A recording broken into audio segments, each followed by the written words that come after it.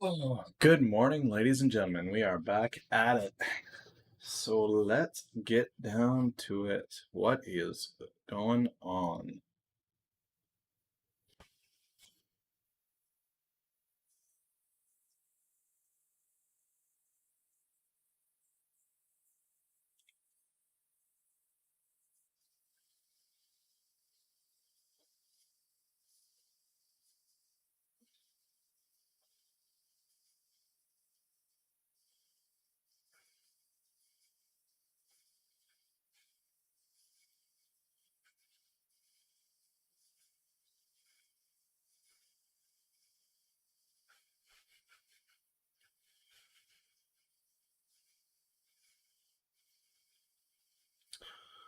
So KODK got their payment from the government yesterday, I believe.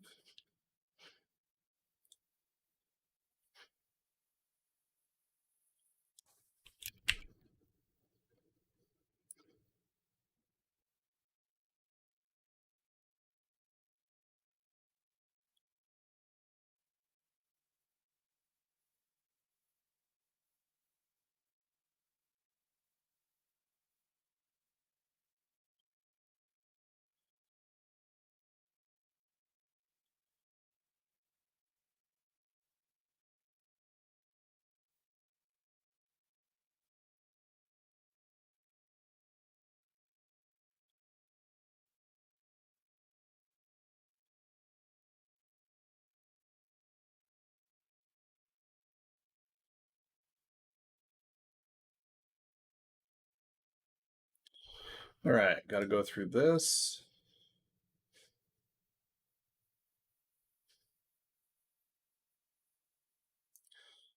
First Commonwealth beats. Misses.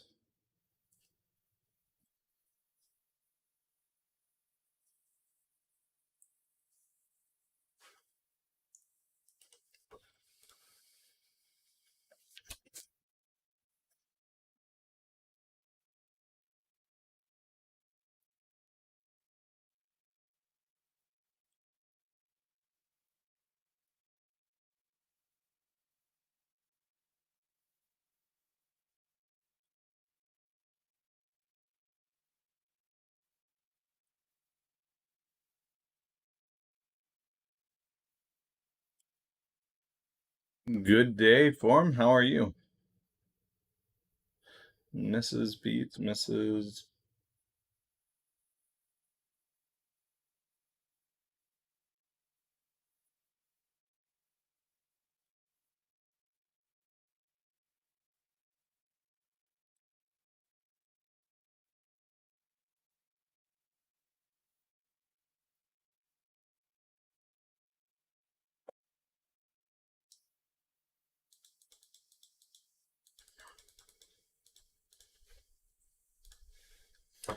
Okay.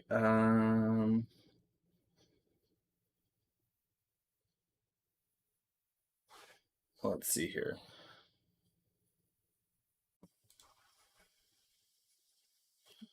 FCF.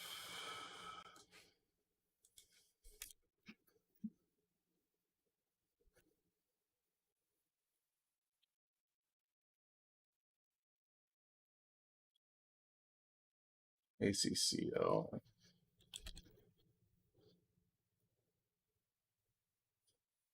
HAFC.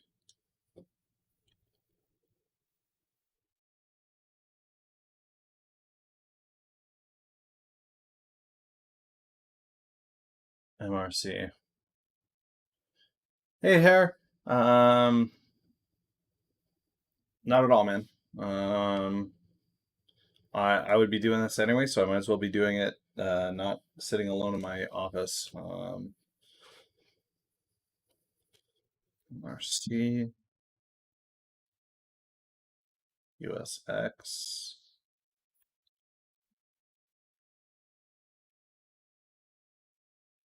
PRGX,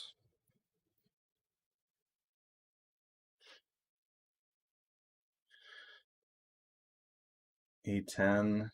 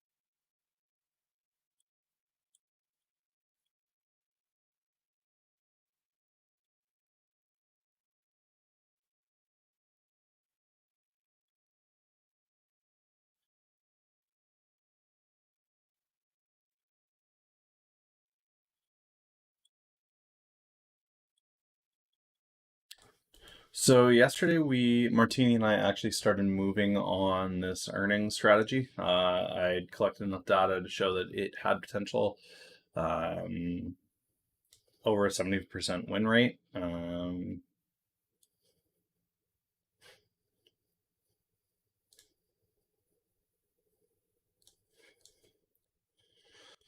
So all these data points here were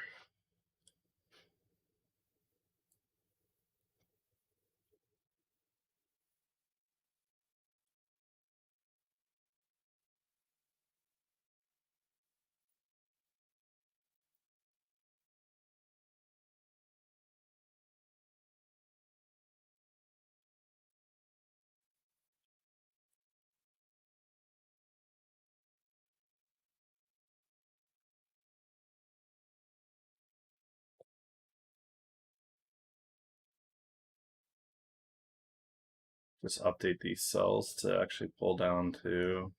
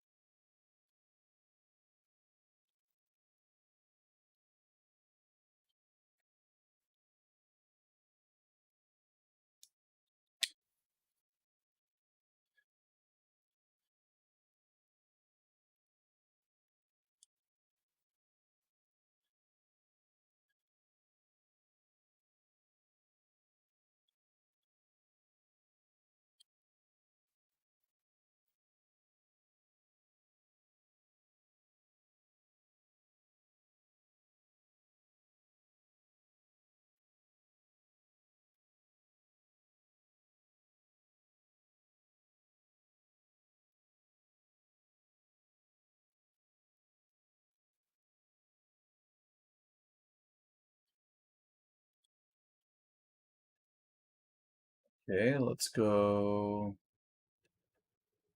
scanners. Is that where I had it? No.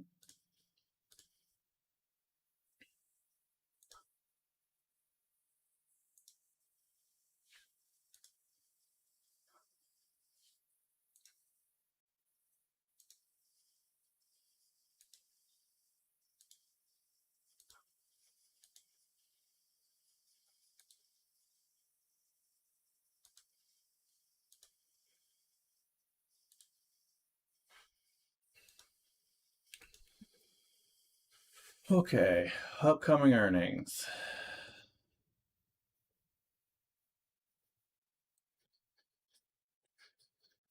What's up, Techie?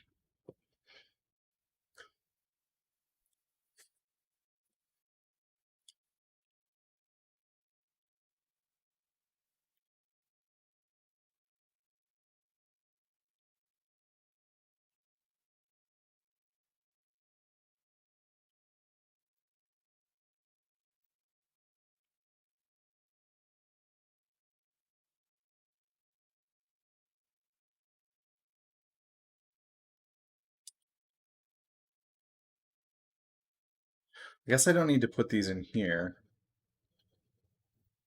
because these are coming up. I more so need to put these in here. Add symbols.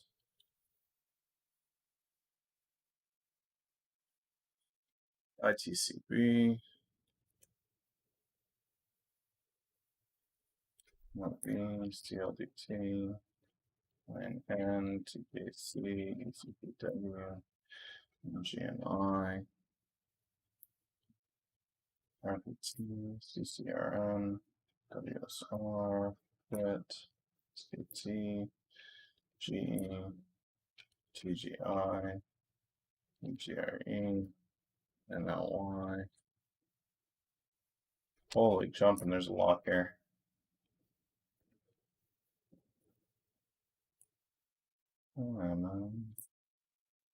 For PK, GLDD.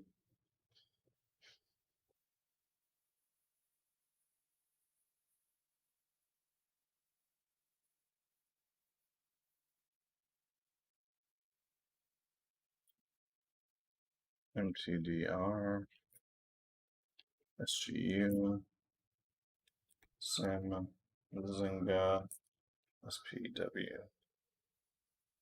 R, NOS, NYCB, MDA, GHL, CS, VOI, FCAU.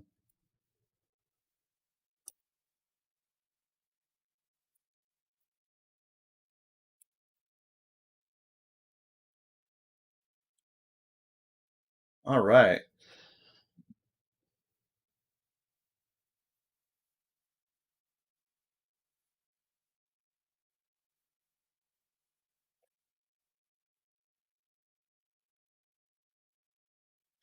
Okay, so the reason why I entered this into Seeking Alpha, guys, is I want to know. I don't know which of these is going to be reporting pre-market or aftermarket or wherever.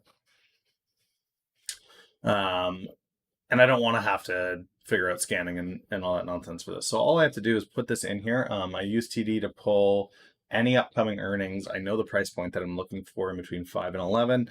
I throw every single stock that has an earnings, either pre-market today or aftermarket today, into this. And that way, as the headlines come in on their earnings of whether they beat or miss, I will get notifications down here. It will tell me who beats and who misses, and as they beat or miss, so you'll see it populating already for me down here. MTDR misses. And I can start to, as these come in, OVV misses, MTDR misses. I curate the list down. And eventually what you end up with is this nice list of things that meet your criteria and didn't take too much work. Greenhill, GHL misses. Ania misses. So GHL misses, Ania misses.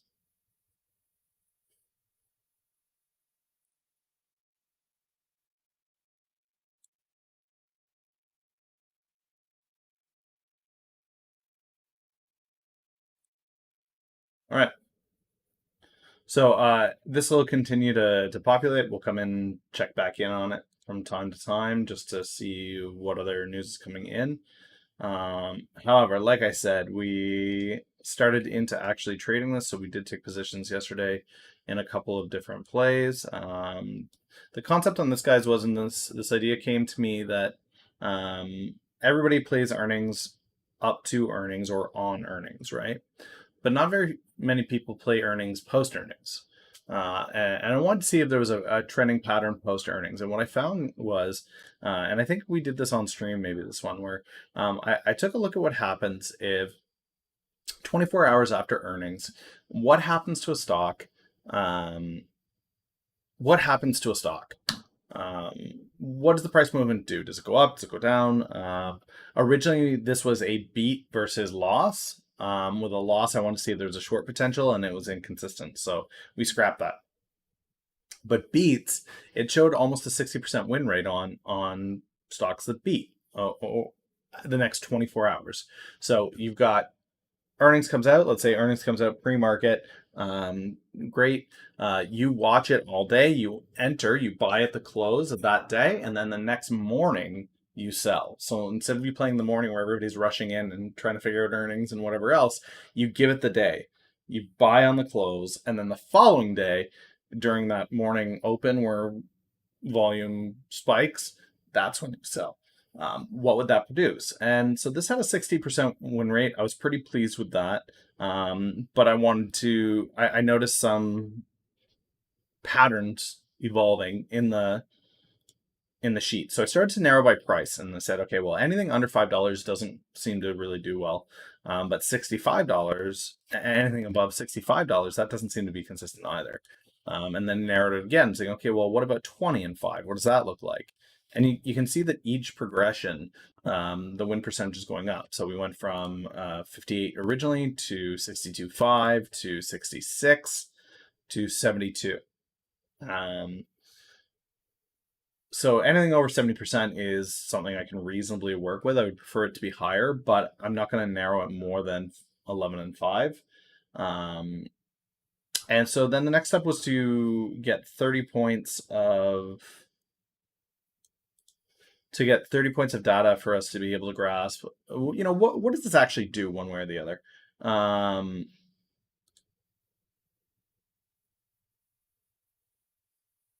So far, over these 30 trades, this portfolio has gained 135%.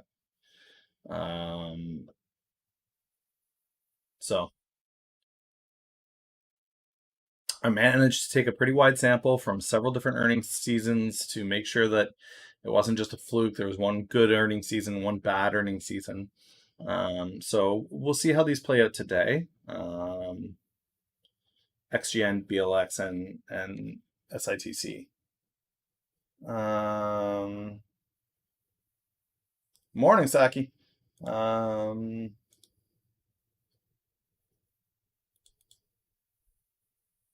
Right now,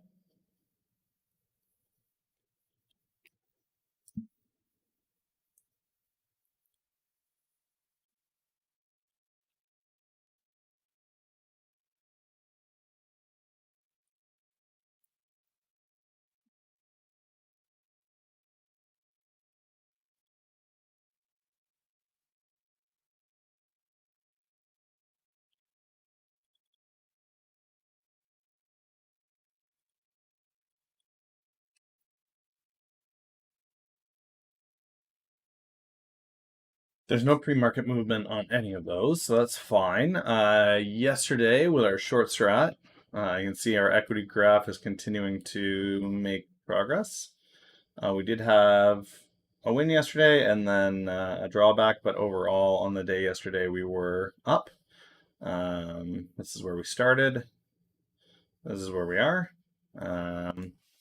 Big win was KODK, and then SPPI, TFFP, and Mara was the loser. So it would have been $1,000 day had it not been for Mara. So I've added to my rules that I'm not going to play against Bitcoin. So we've got no COVIDiots, no Bitcoins, and do not average down as the rules right now for me to abide by here.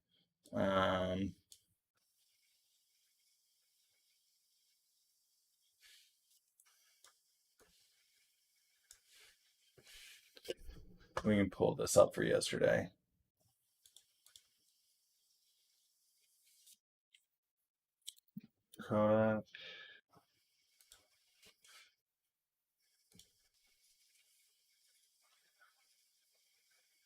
High was 1180. Low was 6. But I don't think it hit 6. Oh, it did. Where did it hit 6? On open, maybe?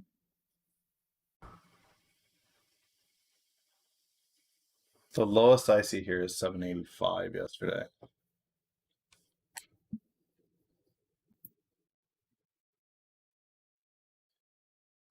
SPPI.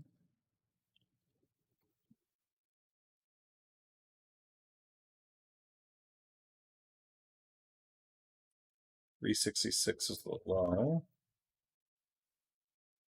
And our entry, it never came above our entry, so we got a really good entry on that.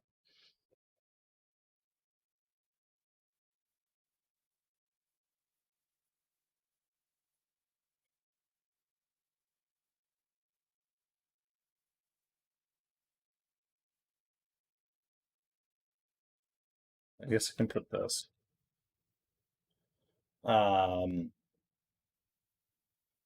Okay, TFFP.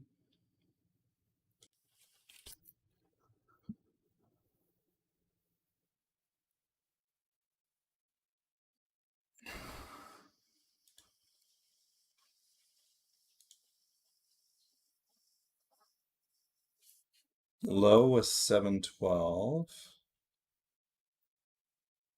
High was...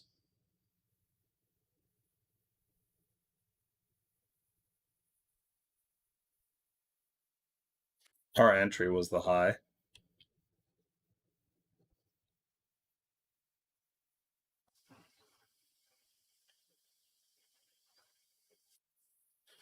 And then Mara.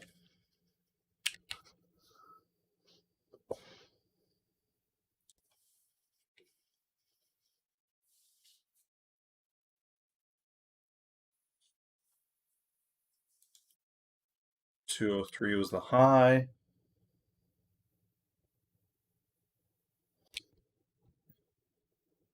$171 was the low.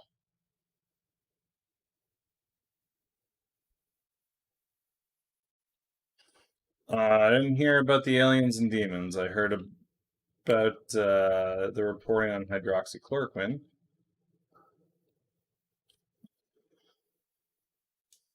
Uh, in as much as I looked into that so far, what I found was that the claims that one of those physicians was part of the study that debunked the Lancet and New England Journal of Medicine. Um, now, this may just be a smear campaign. So, Saki, if you've got a link, I'd love to read a link, but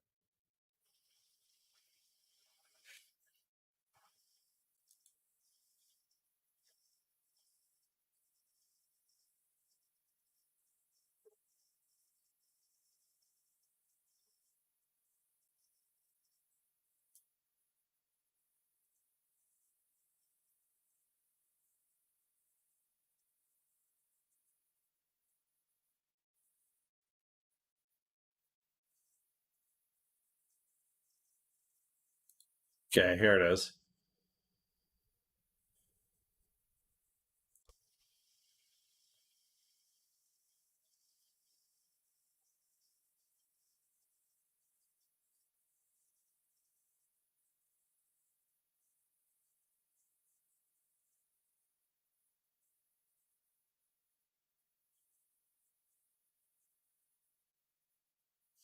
Okay, so to be clear, what happened here was this board of doctors. So there's 8 or 9 doctors here. They went after one doctor. Well, they probably went after all the doctors to find some kind of look, they're crazy. And they found one. They found one doctor out of all of these physicians that had some batshit crazy concepts.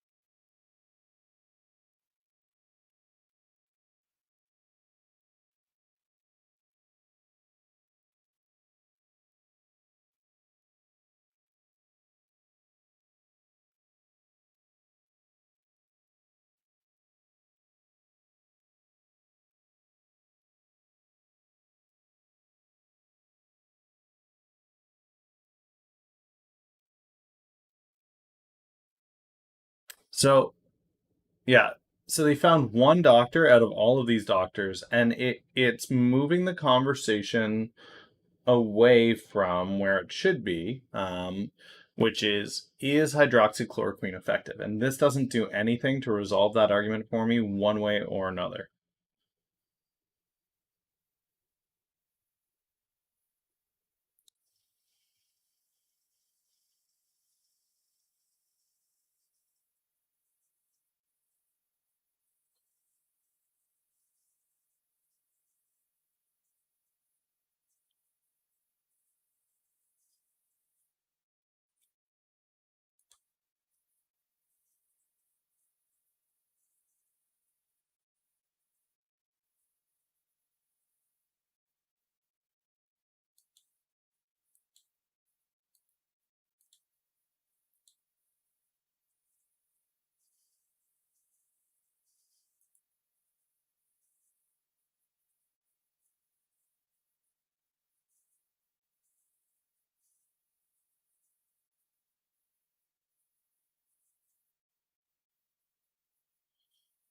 Oh man.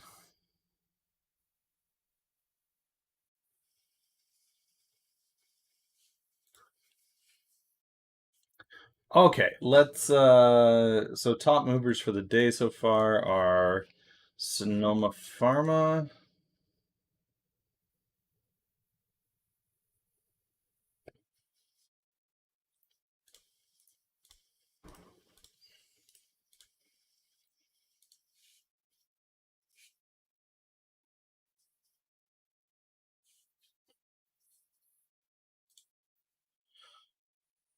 I think for a large part, the doctors didn't vet that because they were just asked to be there. They weren't asked to be in charge of it, right? So those other doctors are standing there watching this lady going, she's kind of nuts.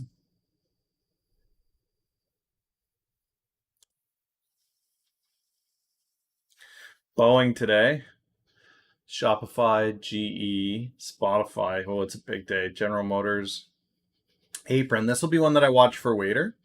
It'll be interesting to see how Apron does. Six Flags. This is gonna hurt.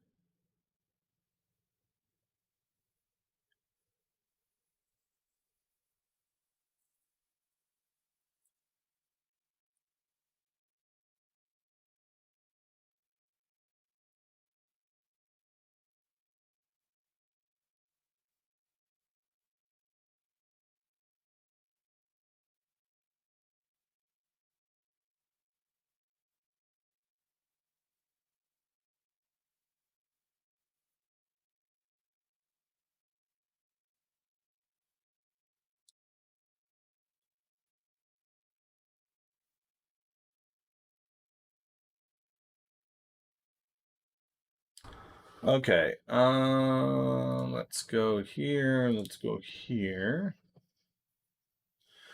We do have the Amazon, Google, Apple, and Facebook testifying before Congress today. Um, this is the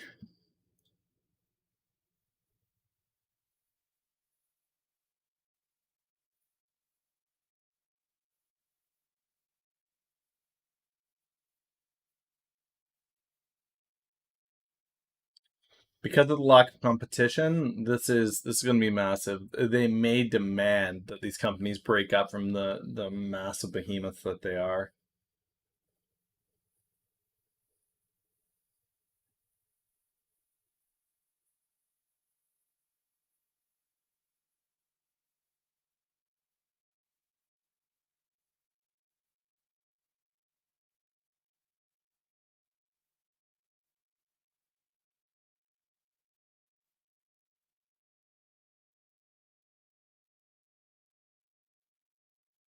I think Facebook has the weakest argument of them all. Maybe Google. These two, I agree with Apple that they don't really have a dominant market share. Um, as far as Facebook and Google go, I think that they are hard up. Google is Google. In fact, to search for something on the web is to Google it. Um, yeah, they're gonna have a hard time proving that they don't have a monopoly on that. Amazon, I think Amazon's got a pretty decent argument of we support small business because you can look at Amazon sellers and they're not actual Amazon employees. They are independent sellers that have a contract with Amazon. Um,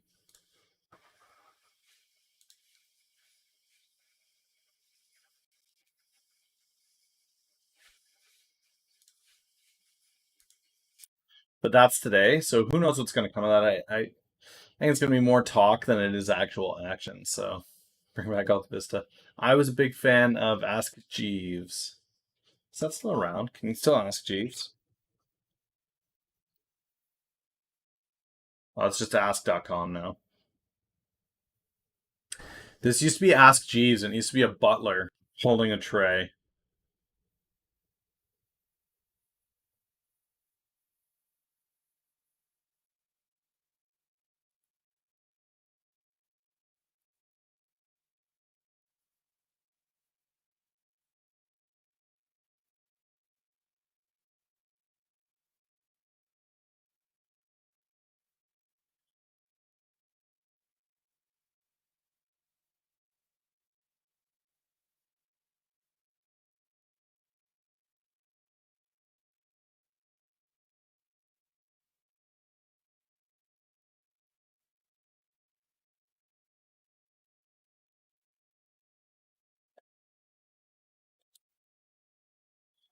It's way back in the day. No thanks. Okay, what else we got? European markets are up. Supplies up. 60 million doses. Sanofi and GSK.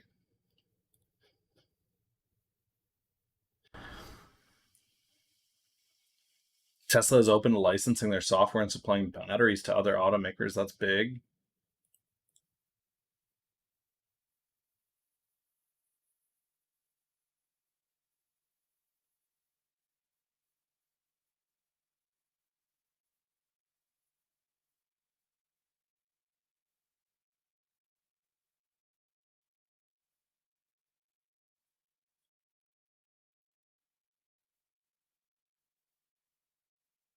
Pending home sales come out today. That'll be an interesting number to watch.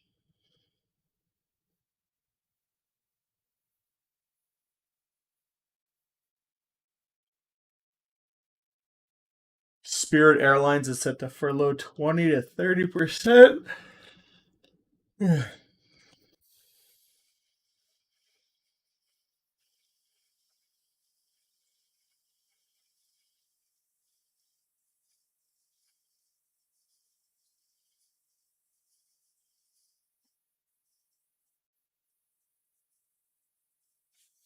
86% year-over-year decline. Holy crap.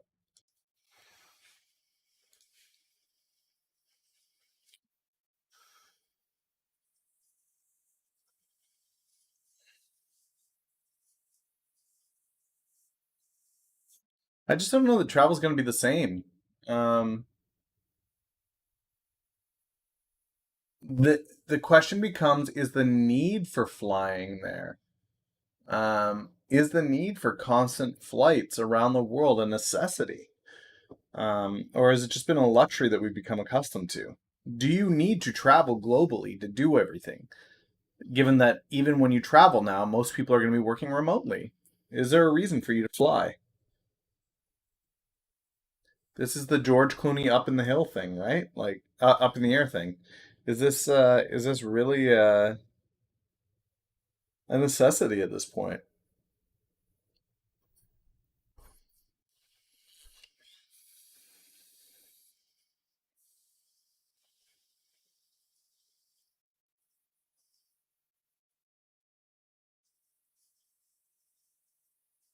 AMD beat huge. What's this? Lionsgate, BuzzFeed teamed up in a youth-focused movie production deal.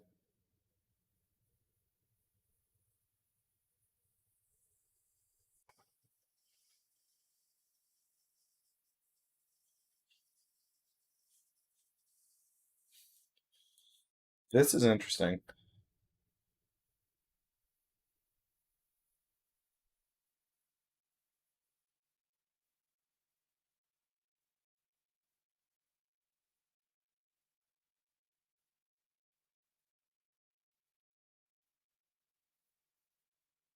All right, let's check the scanner.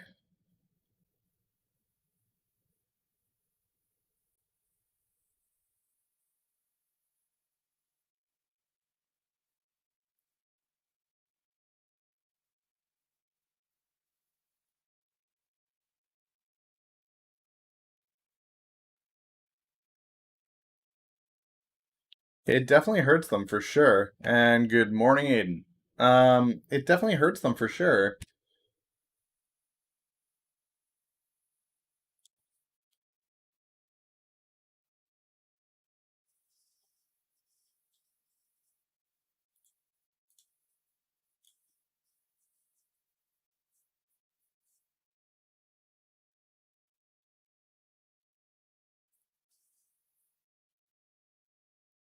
Okay, so this is a PR release that we've already read on Berlocidin.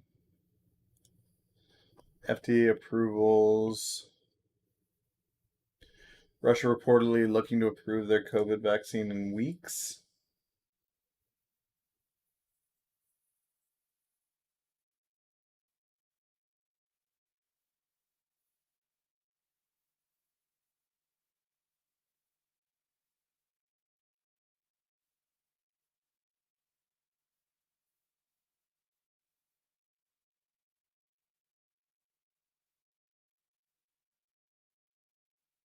So Russia's treating the race for the vaccine as a posterity movement.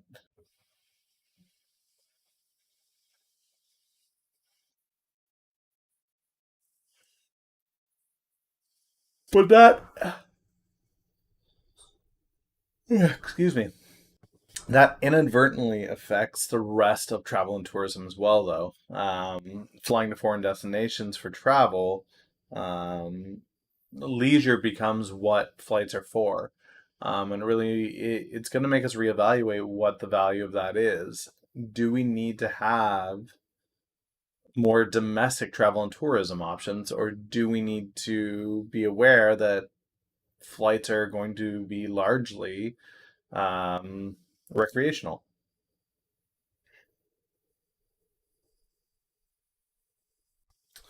Yeah, they're talking like 90% decrease. So Russia's saying we did it first, we're the first, we get to claim first. Okay.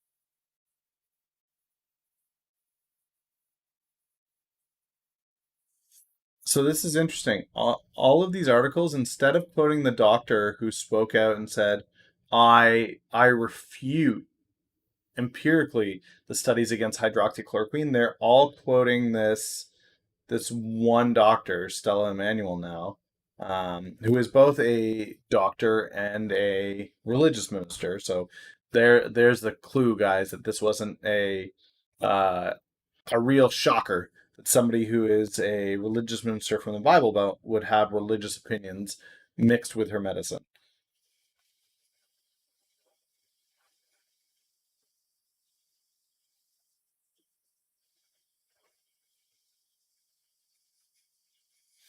And here it is. So here's the smear on it. But none of them address the actual physician who spoke and is the one that refuted these retracted studies on hydroxychloroquine. So, in my opinion, did we get the stimulus bill?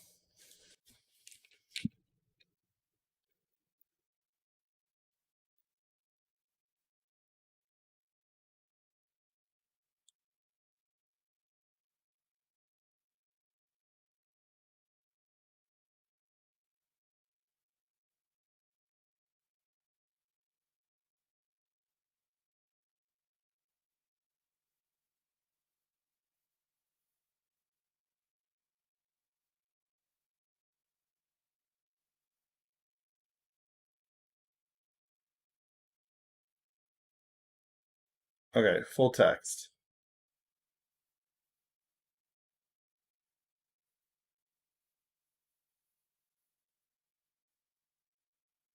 They cannot call it the Heals Act, guys, because there's another one. That was exactly it. They were looking to discredit the video by attacking the weakest link in the chain. That doesn't. That's actually not how journalism should be done. What they should be addressing is the fact that the two studies that the FDA and the WHO made their decision on have since been retracted for having fraudulent data. That if I was a journalist, this is the story, not discredit because it's different. Okay, let's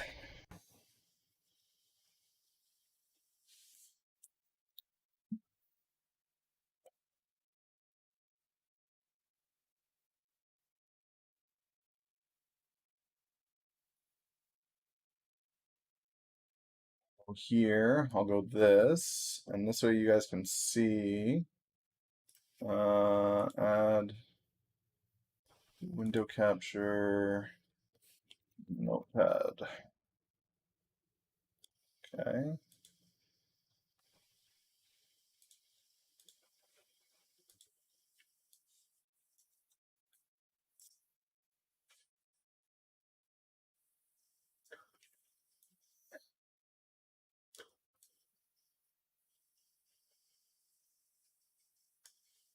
just put this over here. And move that up. All right, guys, it's time.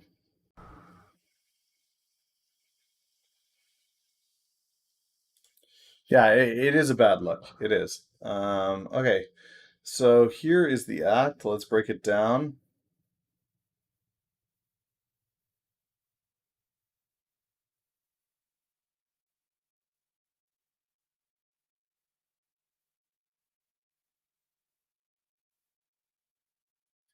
Okay, so first up, we've got uh,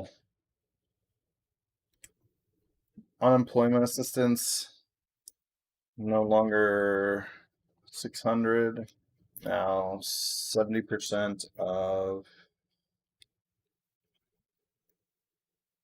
average weekly salary minus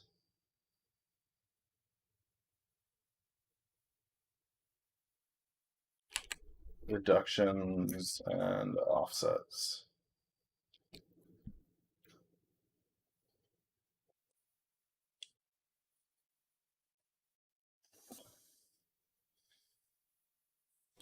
Got to read between the lines, man. Got to read between the lines.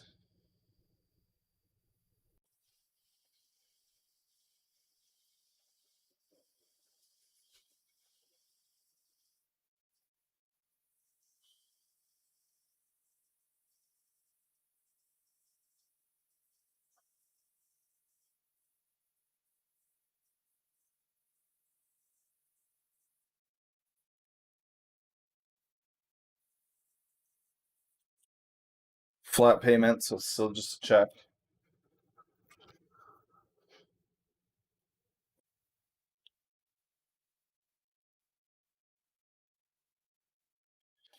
Um,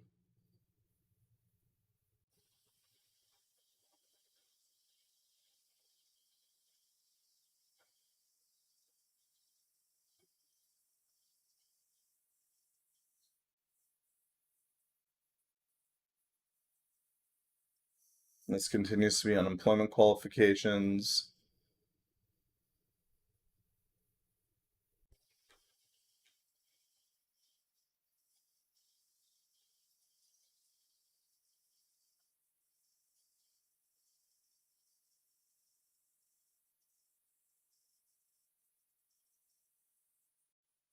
This is giving permission to transfer your unemployment data, reducing state burden and providing data to prevent and detect fraud. So the state doesn't have to show as much evidence in order to prove fraud.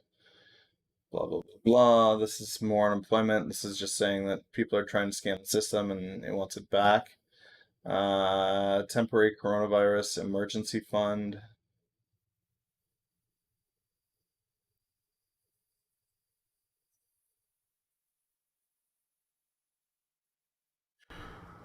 This is $2 billion to the emergency fund.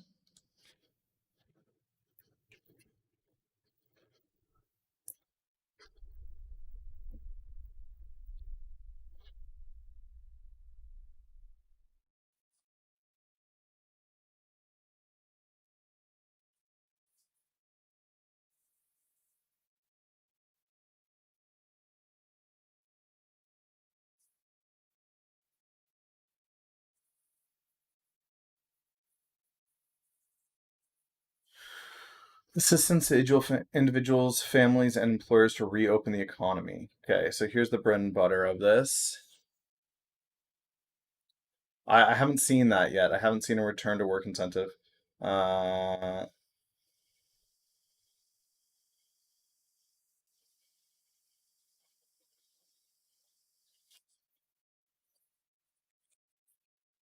$1,200 tax credit.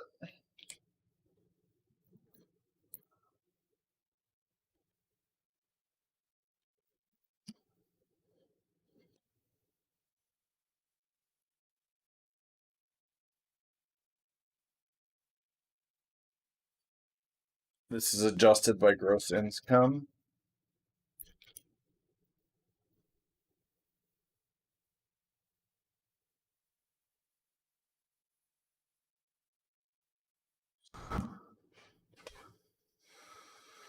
eligibility, refunds, refund amounts, yada yada yada.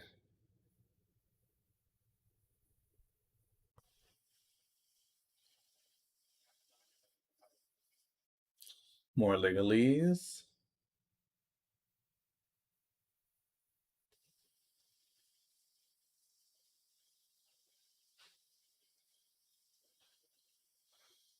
I haven't seen anything here on the dependents yet.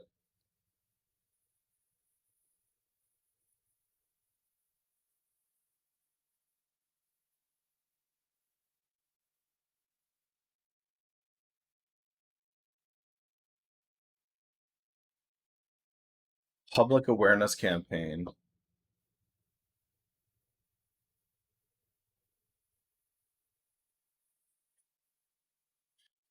IRS is getting 29 million,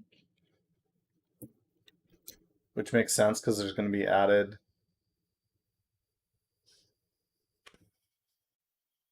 Sorry, they're getting a check for 29 million, and then 236 million, and then 54 million.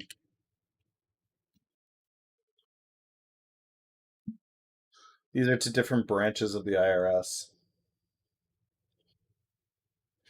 The first one is to taxpayer services. So this is people dealing directly with the taxpayers. Operation support. This is to the actual auditors. And the 54 million is to the enforcement. What's up, Sinewy? Under the initial clause 1.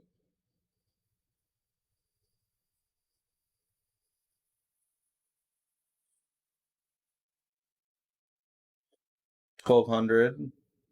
Oh, amount equal to the product of 500 multiplied. Yeah, okay.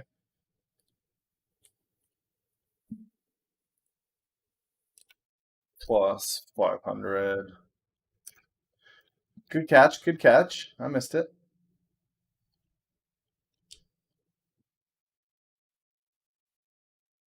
Um,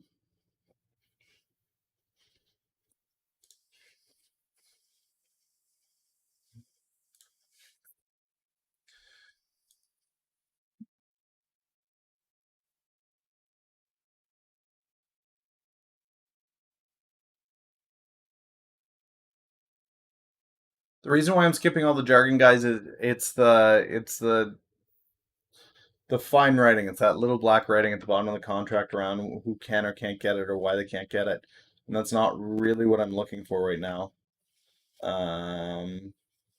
Social Security gets 38 mil.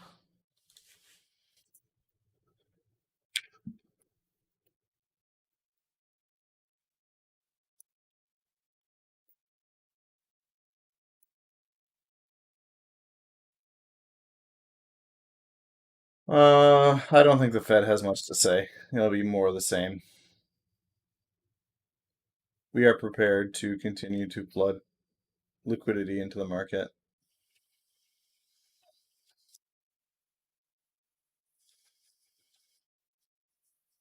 Job creation. Here it is. Increase in per employee limitation.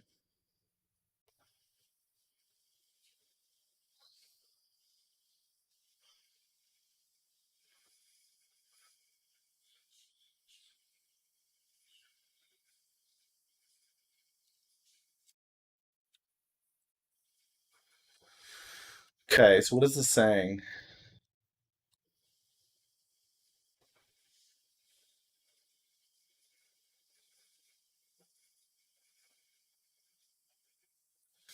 Okay, so this is big. So instead of it being 10K for the entire calendar year, it's going to be 10K a quarter.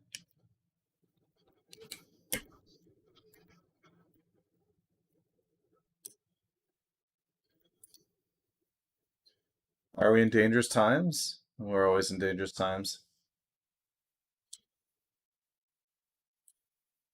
I mean, guys, for me with the Fed, it's not it's irrelevant what they have to say at this point. We know that they're going to pump liquidity into the market when needed. That's all they can do. That's all they can do. They can't legislate. They can't create a vaccine. They have no authority to do any of that nonsense.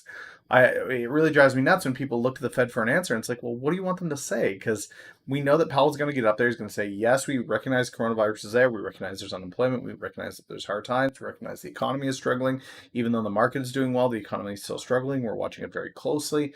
There needs to be legislation to offer financial support directly to the citizens. We can't do that as the Fed. That needs to come from the Treasury and from the government. As a result, we are here constantly, vigilantly watching the market to make sure that if it drops at any point, we will be there to provide liquidity necessary in order to take it back up to a balance point until such time as the market is able to. Like I can write the speech myself. If they say they're stopping, yes, that would be true. But given that they literally can just keep going endlessly, is going to be fine. With that being said, what is Bitcoin?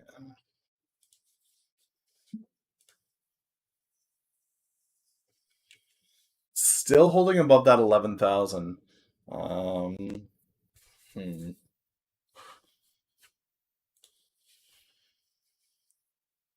I think we see it fall pretty hard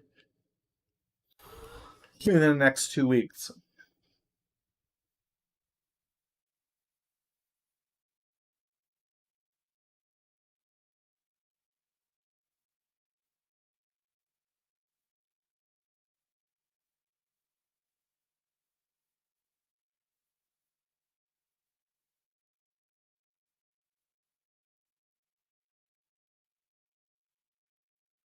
So this is just a breakdown of how it goes.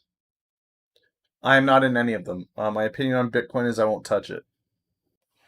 A currency that's based only on scarcity is not of interest to me. I want something tied to an economy. I want something tied to a physical resource, and I know that makes me old fashioned, but bite me. Code doesn't qualify as a physical resource in my book.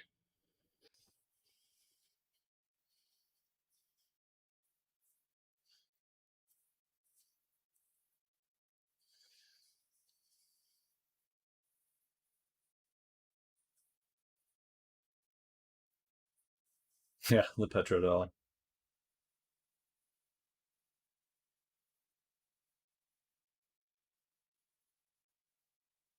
Um, uh, I've been saying for years that debt is actually the major global currency, despite people saying that we are on the dollar standard. We are on the debt standard. We measure debt in dollars, but it's debt that we trade in.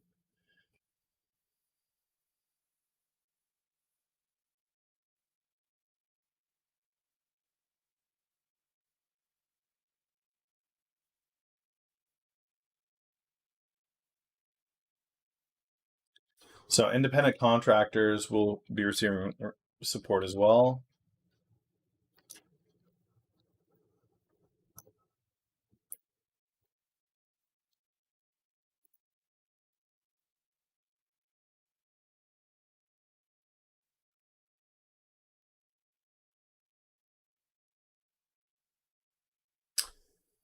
It's pretty.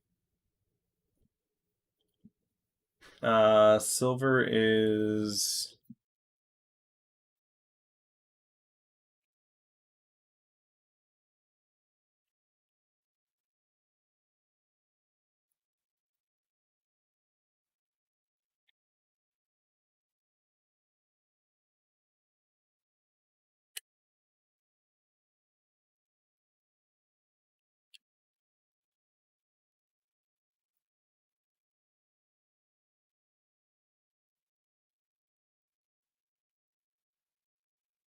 so XAG.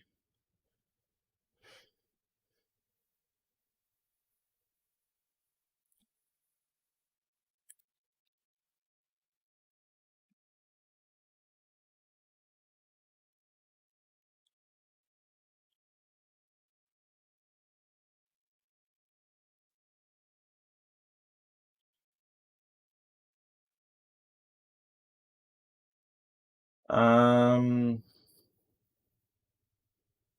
it's not at all-time highs, but if you bought silver back in 20 or in 2000, it would have been $4 an ounce. It's up to 24.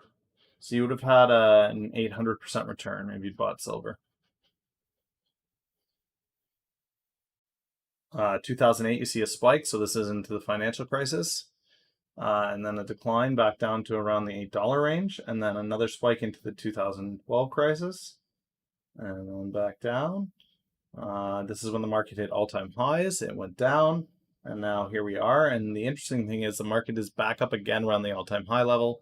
But silver is still increasing in price because this is people's lack of confidence in the dollar.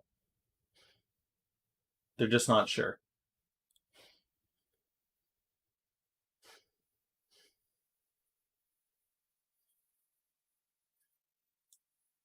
Um, All-time high is 51. So there's room to the upside, but there's a lot more room to the downside.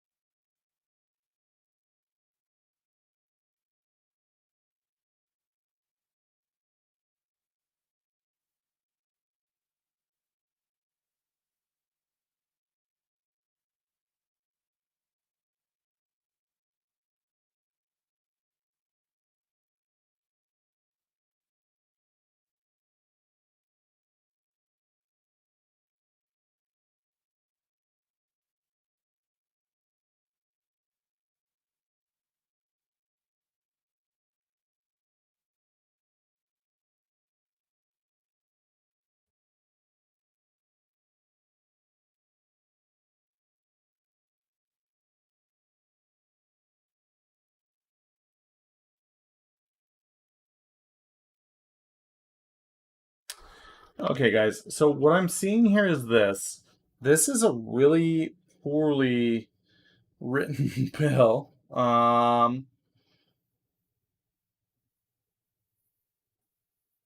It's very poorly written. This thing is just kind of patched together and sewn together with little bits of this ties to the CARES Act, and this comes over here, and then we'll sew these two pieces together. It's convoluted for the sake of being convoluted. They intentionally made it difficult. As I'm scanning through it, a lot of it's not priced out. They said this is just what we want to do, but there's no price tag on a lot of this. Emergency designations, yeah, that's it. So this is not as much as I bemoaned the Democrat wish list that was the Heroes Act. This is worse. This is worse because it doesn't tell you anything. That's all that they've got outlined, and that does not add up to 1.5 billion. They've got measures in there, but they haven't priced them out. And this is the same crap that I gave the Democrats. If you're going to say you're going to do something, give me a price. This is supposed to outline a budget that you're aiming and estimating for. So if you're saying that you're going to allow for, if you're going to allow for the 10K a quarter for employers, great. What is the big number? What is the number that you see that coming in at? Is that $500 billion? Is that $500 million? Is that $5 trillion? Just let me know what it is. But when you put out a bill like that, it's more ineptitude for the sake of ineptitude. Um, I guess I'll save it. But yeah, disappointing.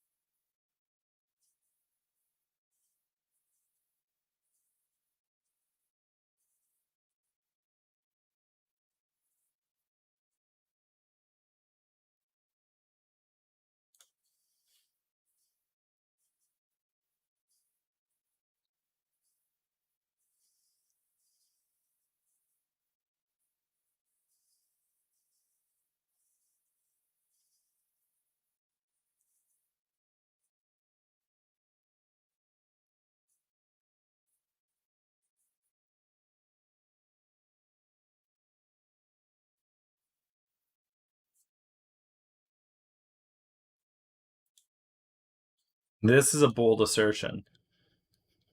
But Biogen, this guy is making the claim that Biogen could fall as low as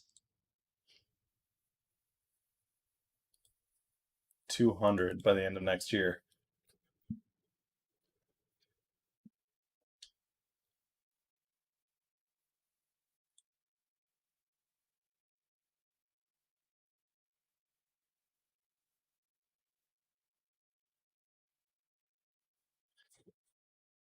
Hmm.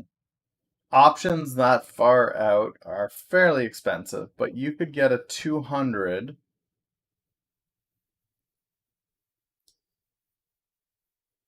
There's a lot of people sitting at that 200.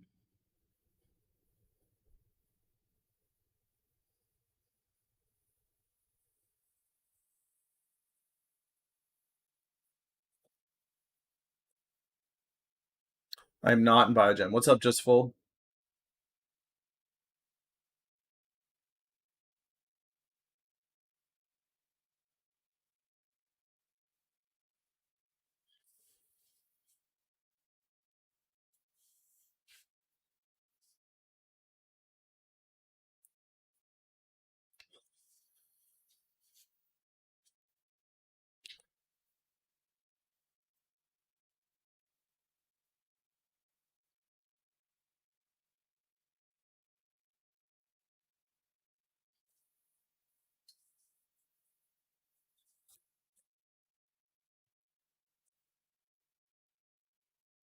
He claims he has no positions in this. Um, how's Bio been? What's up, Smash Ice? Digging that waiter, man. Um,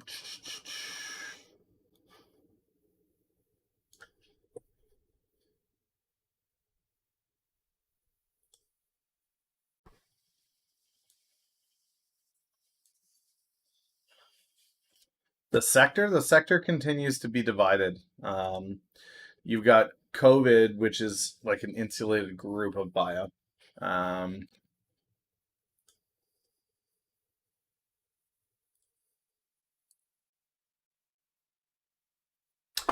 Restream is busted, yo. It says that there's only 2 people watching on Twitch, and I see 11. Tag nabbit.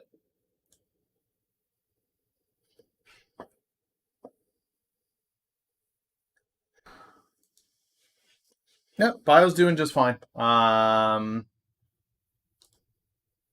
still don't have my holdings. OCGN was a big one for me. That reminds me, I've got to go into tip ranks.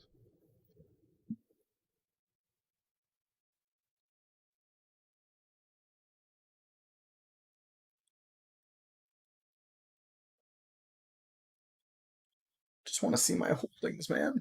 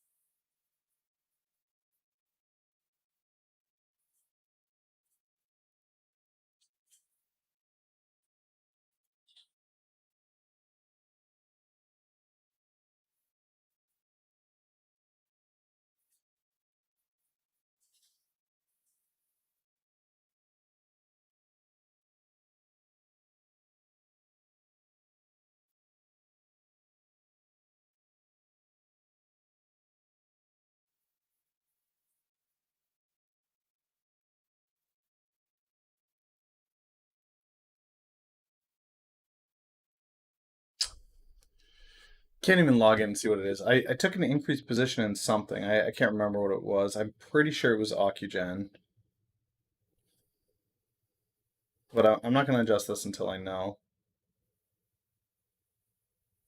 I do have MBRX holdings. I'll have to fill that in too. There's no number on that. Um,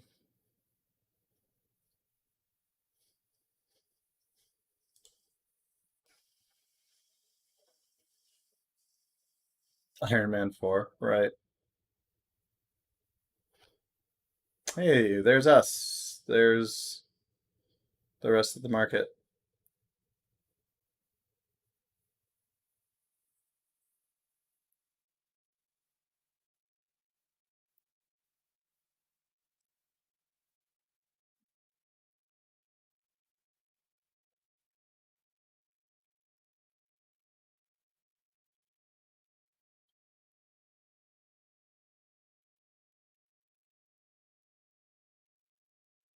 Delmar got a buy rating.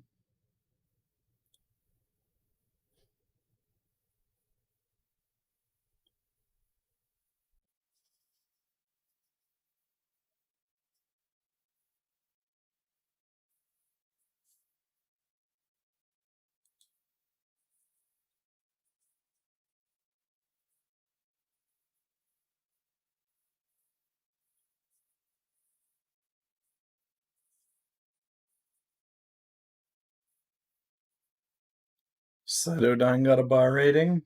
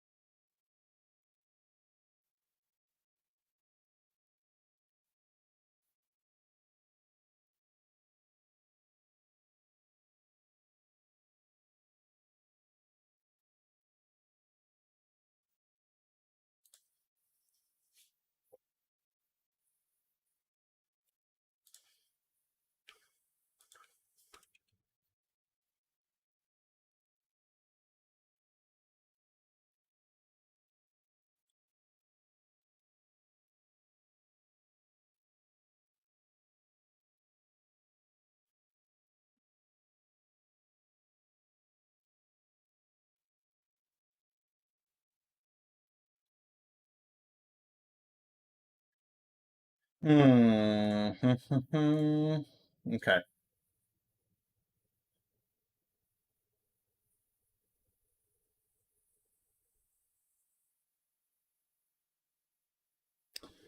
Yeah, 20% success rate with 5-star analyst.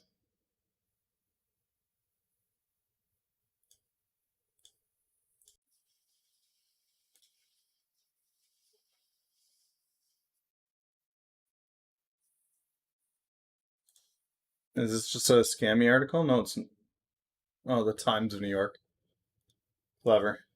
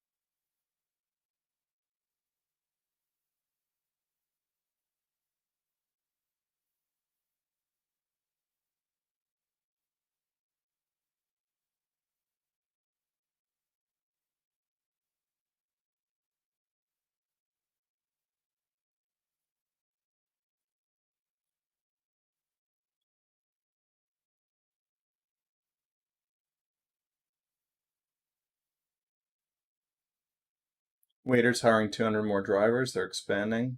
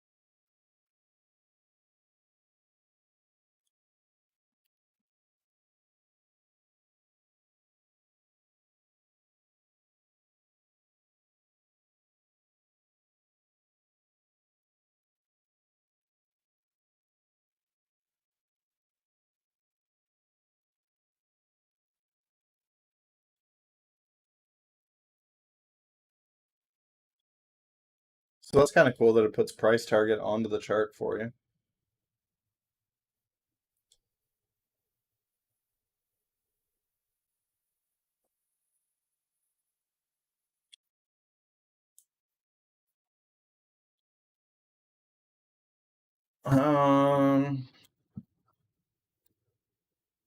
Let's do that for every chart now. Yeah, it's pulling analyst data and showing the price target. Interesting. It's got a CRX is a 370% increase.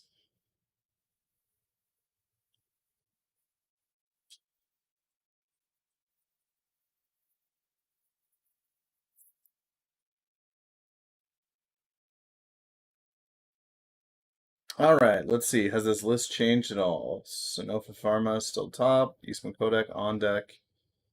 Achieve Life. Big Five. This one. Oh yeah. Achieve Life is moving up though. No crazy breakaways yet though.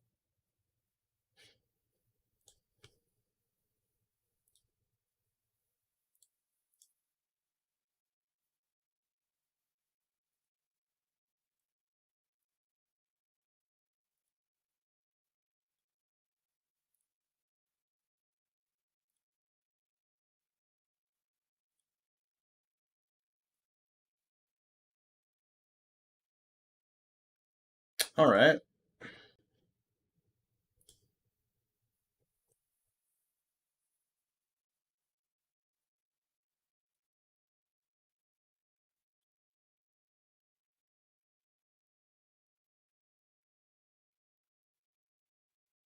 Boxlight's down 30% pre-market on pricing their shares at $2 a piece.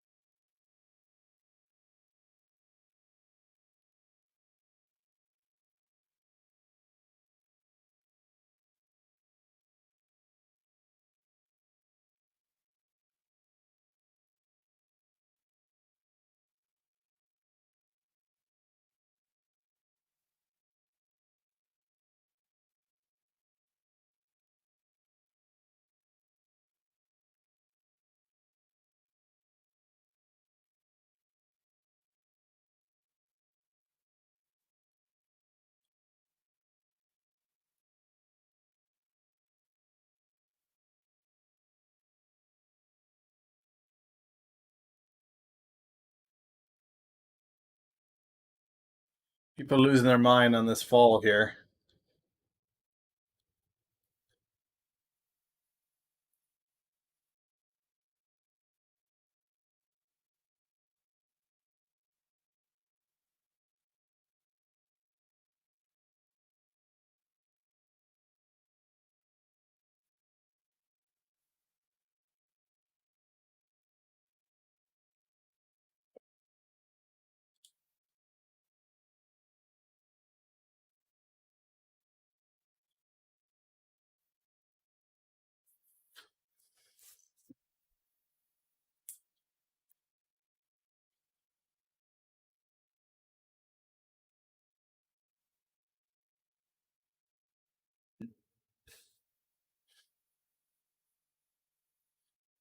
Mm-hmm.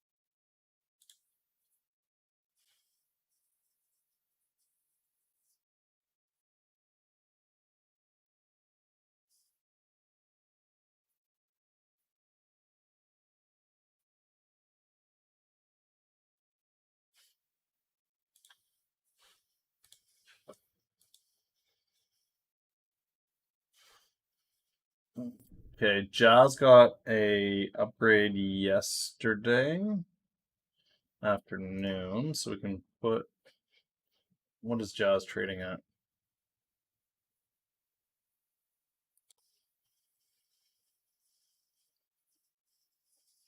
No, doesn't meet the threshold. Okay, so what I'm looking for is daily stock ratings. I want to see if anything's been shifted to a buy.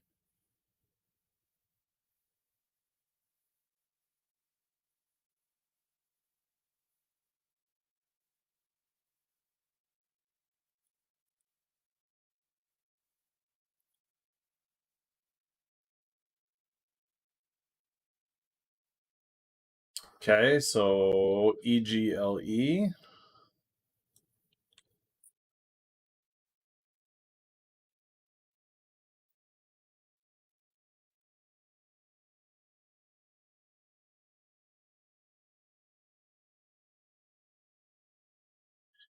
$2.16.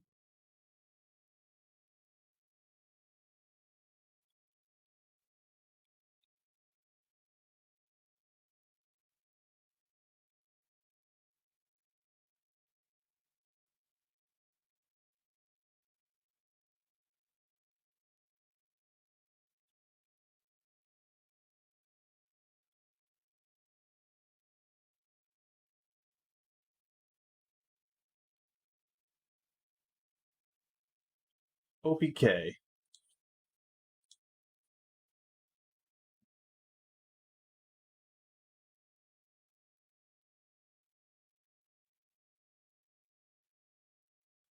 It's up 2% pre-market. 3 strong buy. Price target is to the downside.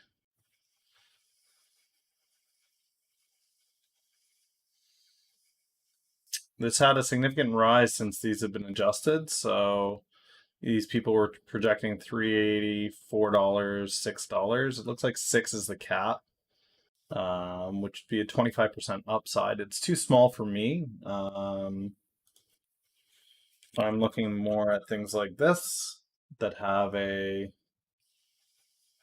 300% upside.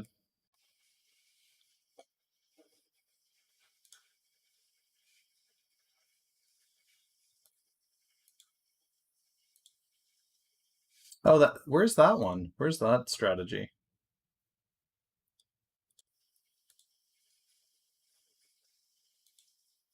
Earnings strat, upgrade strat. No, where is it? Shoot.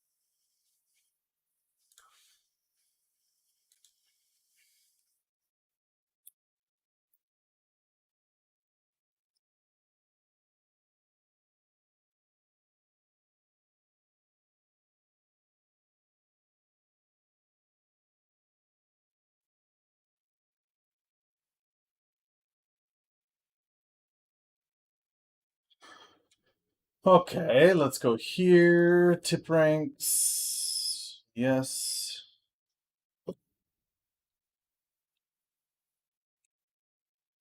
$1.43. GNCA.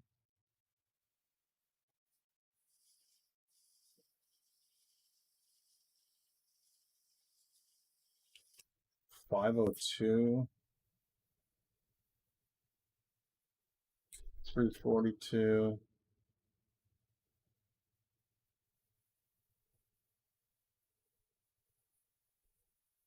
AGTC.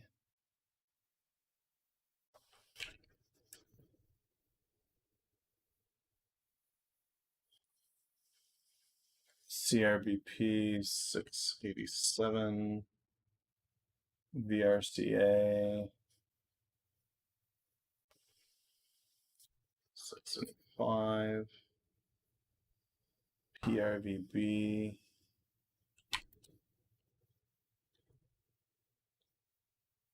airy.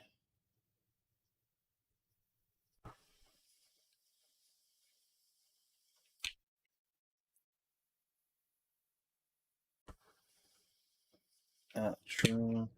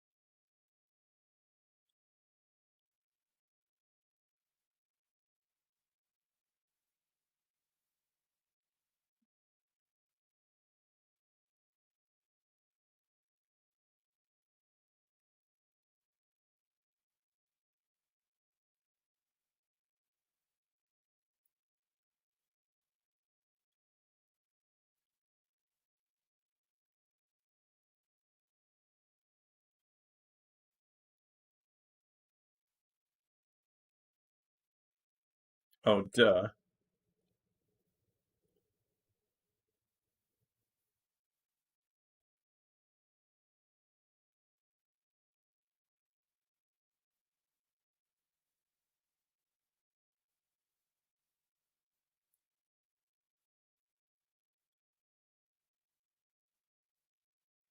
There's 1, 2, 3, 4, 5, 6, 7, 8, 10. So this portfolio initially cost 10 grand. Current gains equal to this times 1.0472. I mean, this isn't bad in a week. That's $500. You can make an extra $500 a week on this. That's not bad.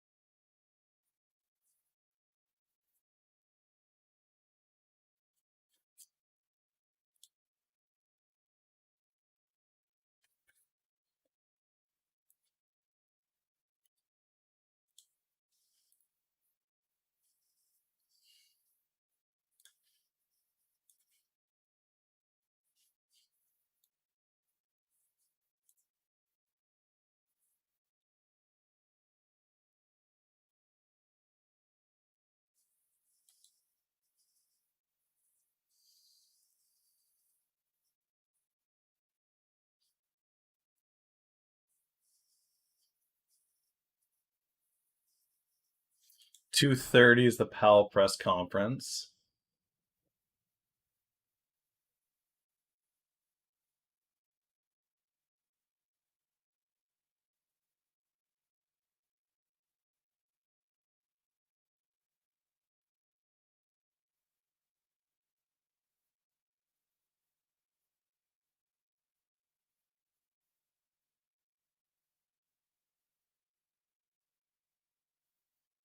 I think that this will be the bigger effect on the market is the subcommittee meeting with the tech companies than the Fed. The Fed will be no news. They're not unless they say they're going to negative interest rates or they're raising interest rates.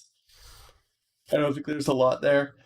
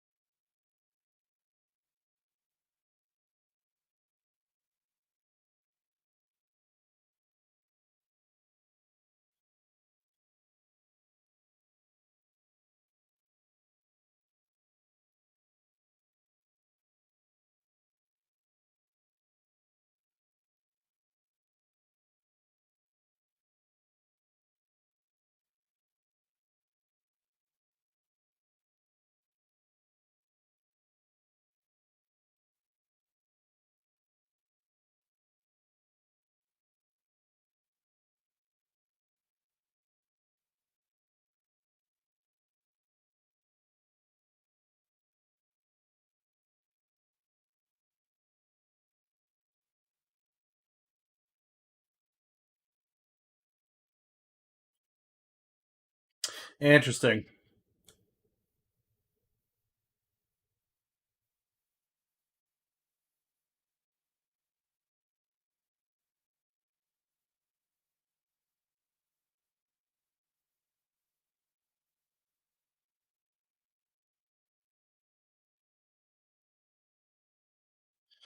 Well, so this lady's offering the conjecture of why were they there? Why were they anywhere near a peaceful protest?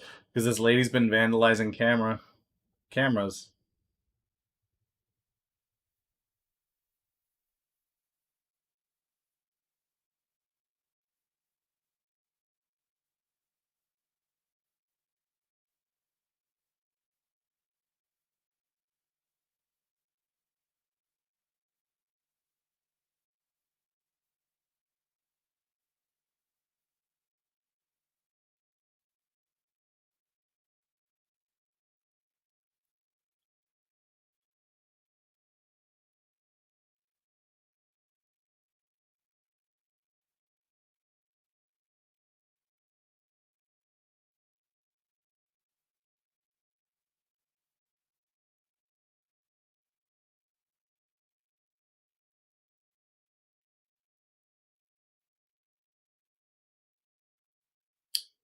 Yeah, I mean, I can't speak to every protest that's happening. I don't know whether it was peaceful or not. That was New York City, but that young lady there had outstanding warrants for destruction of public property. So, um, do I think that the officers could have presented a badge upon arrest? Yes. That's probably a good idea in the future is to self-identify as a police officer instead of the guy that rushes the crowd looking like he's going to get into a fight. Instead of rushing the crowd, present your badge as a police officer.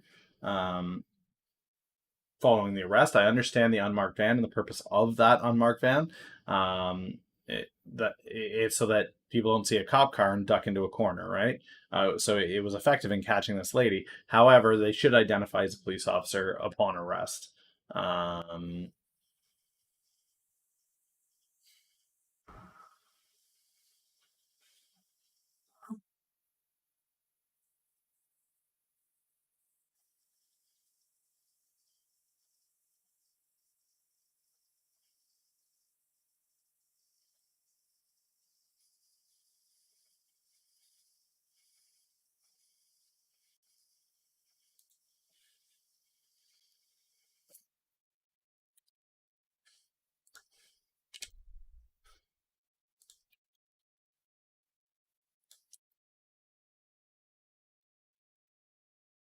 Come on, there. Zimbabwe's government signed a 3.5 billion deal to compensate white commercial farmers who were evicted from their land 2 decades ago.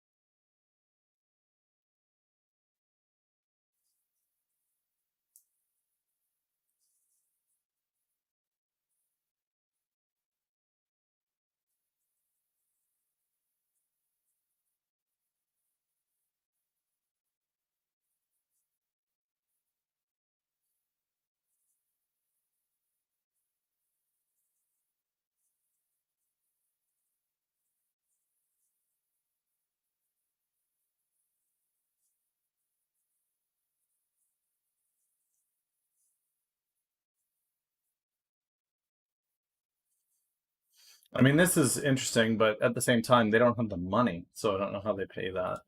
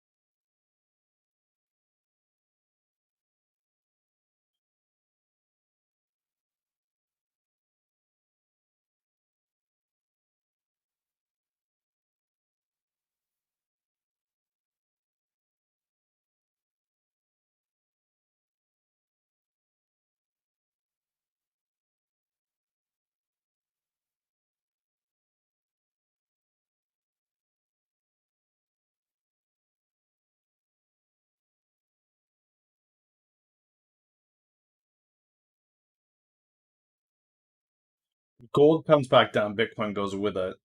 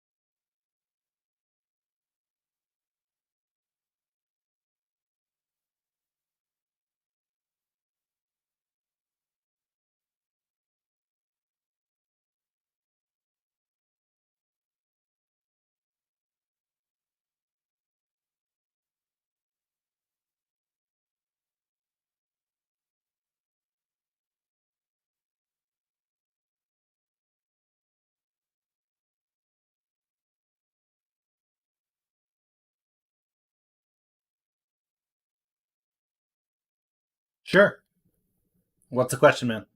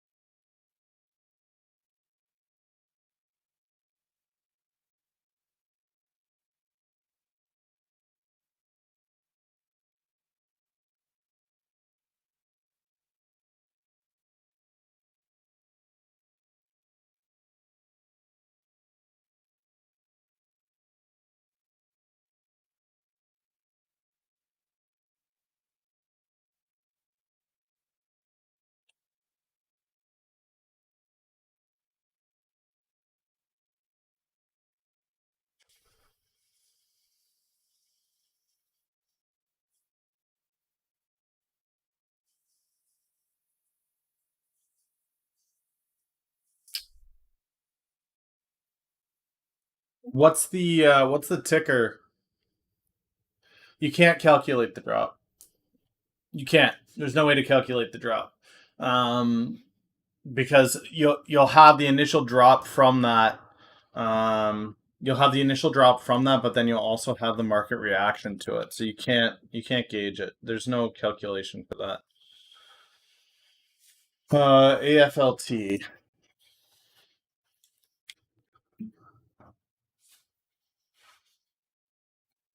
Russian Airlines.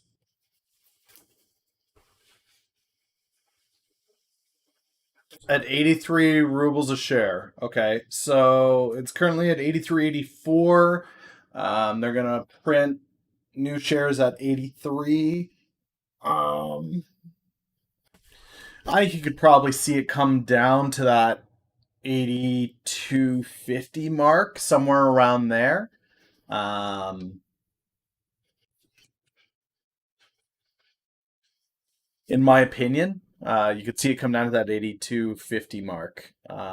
But yeah, so the pricing of where they have the share price on the offering is pretty key. So they're saying that they think this is worth 83 by selling it at 83. So it's going to sell at 83, but then there's some people that are going to take their losses and they're going to get out. There's some people that are going to buy that and just want out after it goes up a little bit. No, no, no. There's no calculation. No. There's nothing you can do because it's not just basic math. It's not math. It's not as though the market is stagnant and unreactive to this. You're reacting to it right now by asking the question, right? There's all kinds of people out there in the Russian market that are watching Russian airlines, and they are going to react in the same way you are. They're trying to figure out what this looks like on the value of this stock. So when that pricing comes out at 83, if it's a sizable enough portion of shares that they create, the stock price will go down to around that 83 mark or possibly decline below that, depending on how many people get out ahead of time. People are holding it right now at 83.80, expecting this to go up, may exit early from the position because they know that this is going down to $83, in which case you'll see it have an initial decline and then it will fall back down to 83 and it could potentially go lower depending on the strength of airlines. Now, Russian airlines, I can't imagine are rocking it. No airlines anywhere are rocking it, so 83.50 is reasonable. If I look back over the year, yeah, that would return it to May levels, which isn't unreasonable. Like this doesn't look like eight, yeah, 82.50, even 80 isn't unreasonable on this at the moment, in my opinion, sir.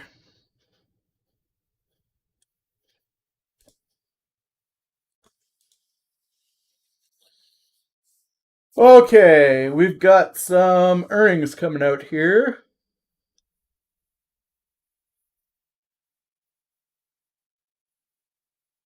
Del Monte Produce misses. Interesting.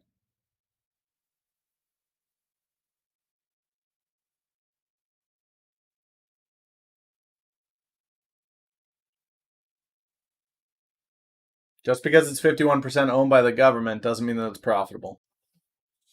It will continue to exist. That's an assurance in Russia that if it's 51% owned by the government, it will continue to exist. Will it be profitable? Take a look at Bowling for more information.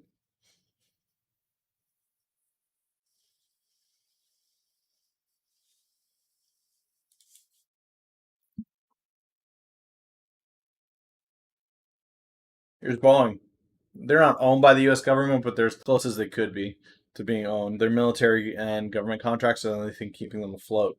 Here they are back in January, February, up at for the 300 range. Here they are after COVID, down at 95. And since they're back up to around 170, but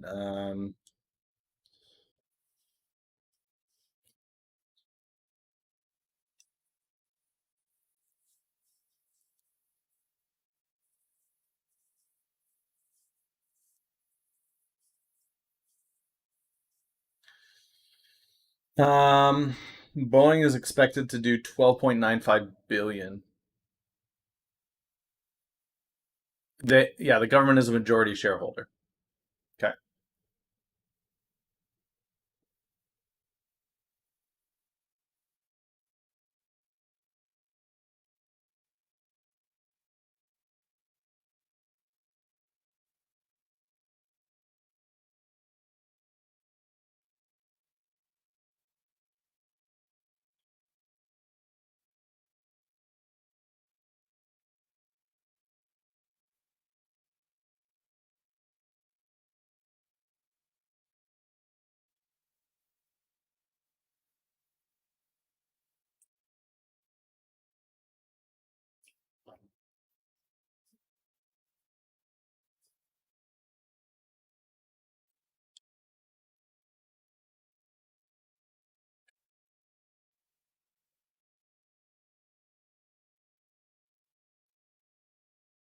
Even if you could nail that math perfectly, though, Oracle on Sun, you cannot factor in the market's reaction to that.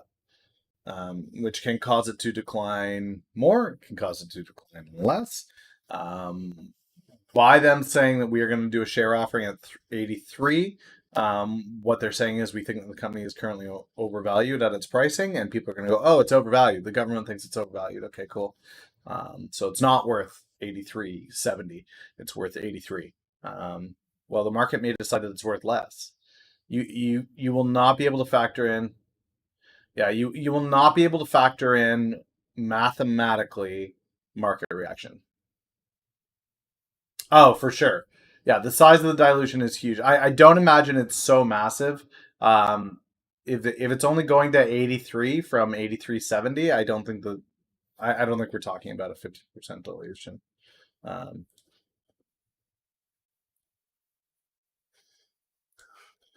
okay, so Boxlight $30 million public offering.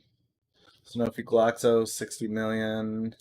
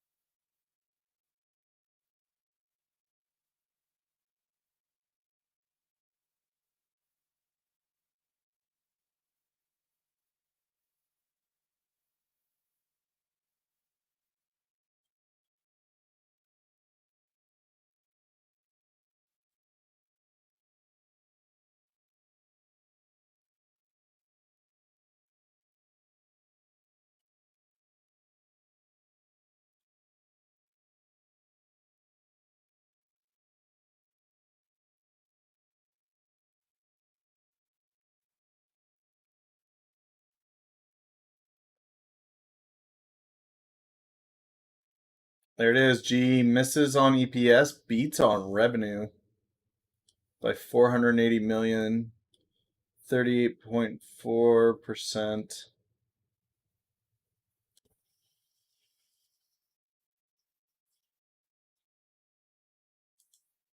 Up a little bit pre-market. So they were only down 38% year over year. That's interesting.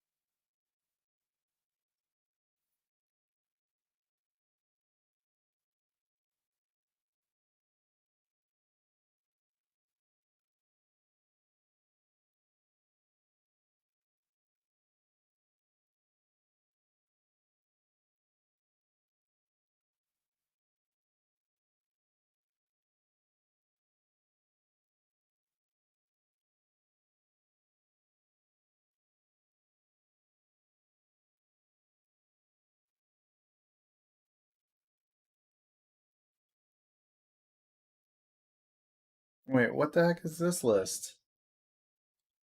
Where is the...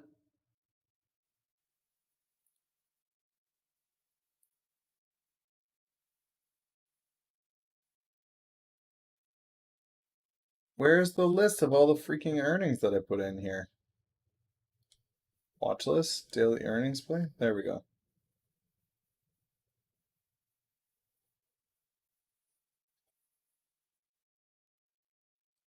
Okay, so GE comes off this list. It did not beat on both.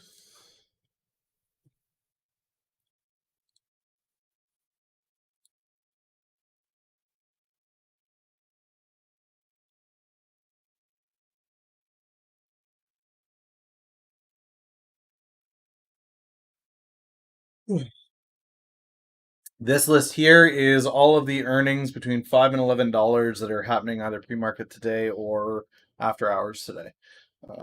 So this is me tracking on that new earnings strategy. We have 3 plays that were locked in from yesterday at the close. We will be selling those out the gate this morning on the open.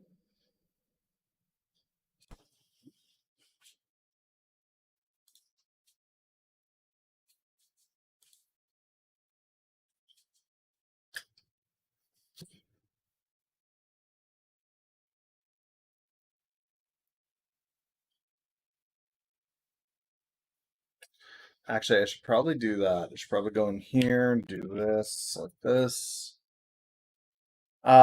New hypothesis. Yeah. Well, not new. I've been building that one out for a little bit now, but yeah. Okay. I need to go in and enter numbers for entry because we did. Martini and I entered into our positions on these baby tickers. So Natus 2081. HMC 2578. Place 2692. CRI 8770. PG 12702. KMB 15048.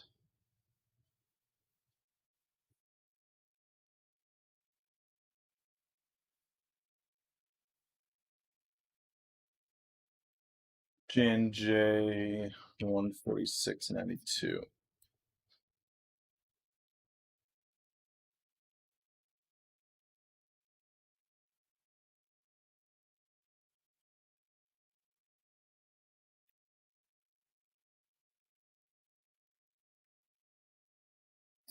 So with BlackBerry, BlackBerry is tied to three major companies right now.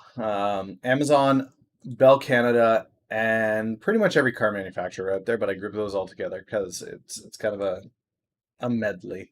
Um,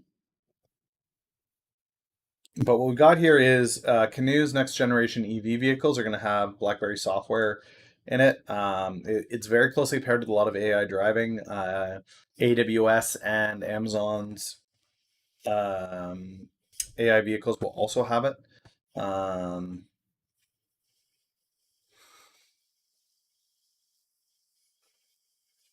they have a pairing with Bell Canada, which is the largest telecom provider in Canada.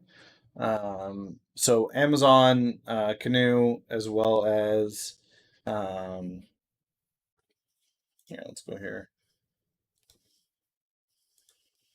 See if there's something here.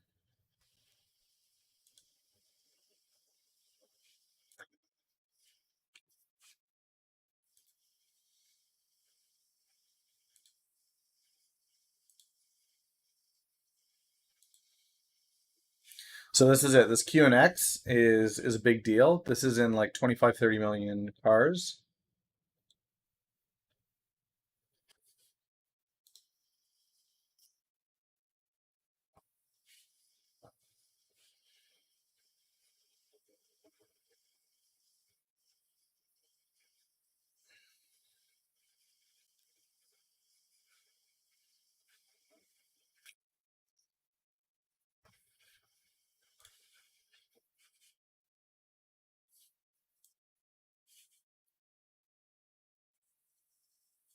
So 18 of the G20 governments are using BlackBerry.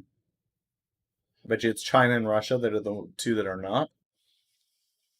175 vehicles connected and protected using their stuff. 77% of Fortune 100 financial companies are customers of BlackBerry. Over 500 million endpoints connected and protected.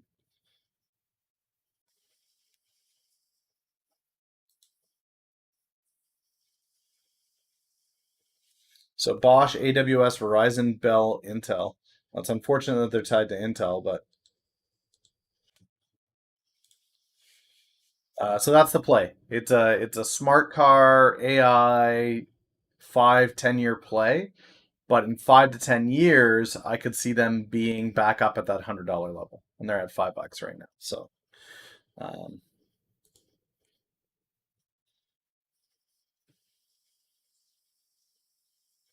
a 2,000% return is okay by me.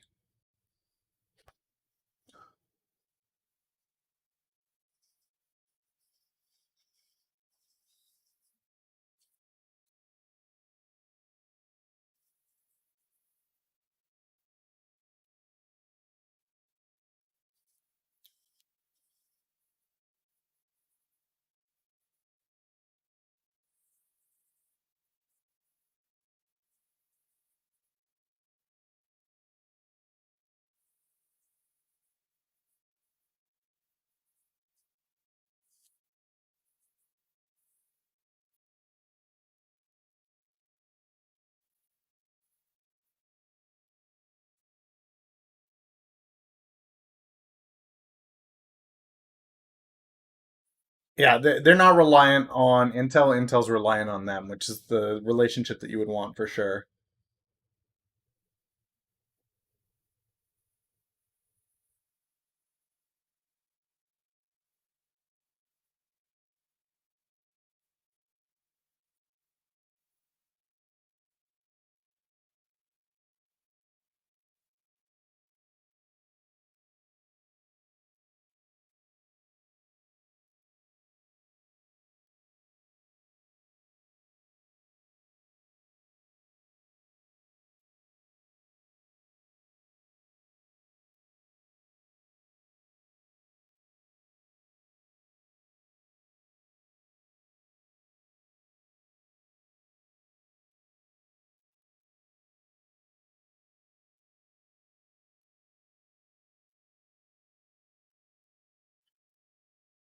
Yeah, they're so a lot of these bigger funds are saying it's time to look at housing because millennials are looking to buy homes.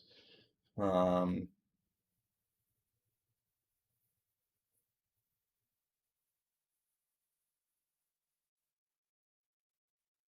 Um, I'm very impressed with John Chen, the CEO of BlackBerry. He's done a lot of hard work to get this company turned around into something that's profitable again. They have positive cash flow for the first time in like a decade. So yeah, I'm pretty impressed.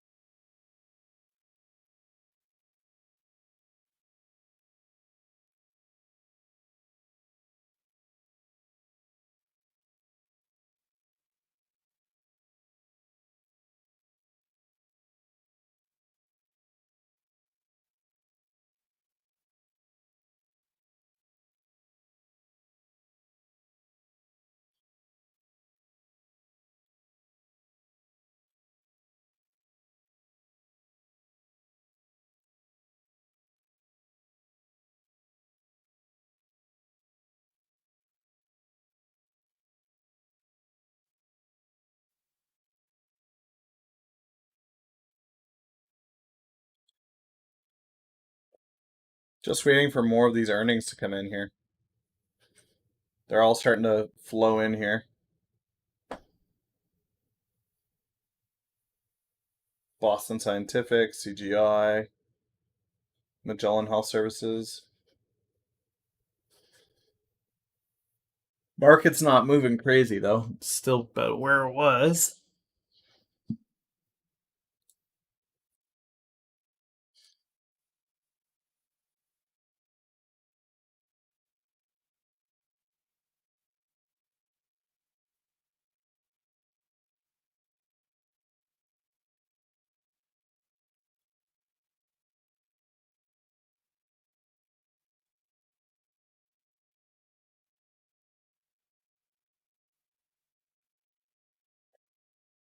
Achieve Life Sciences.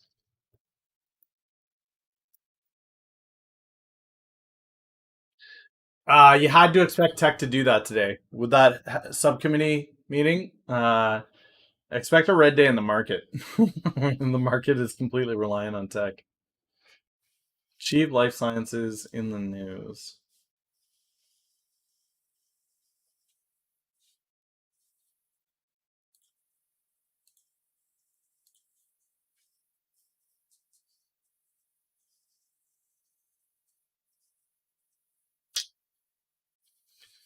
I don't see anything yet on this. ACHV.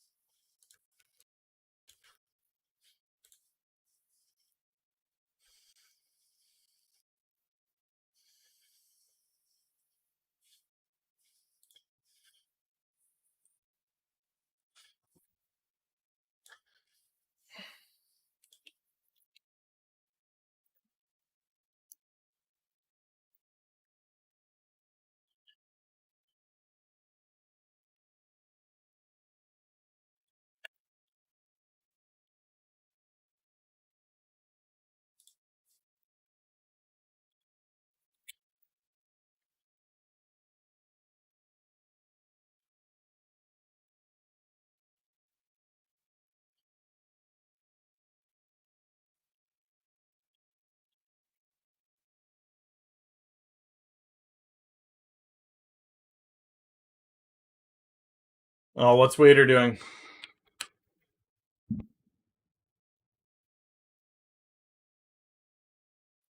It's up 1.25%. What are you talking about?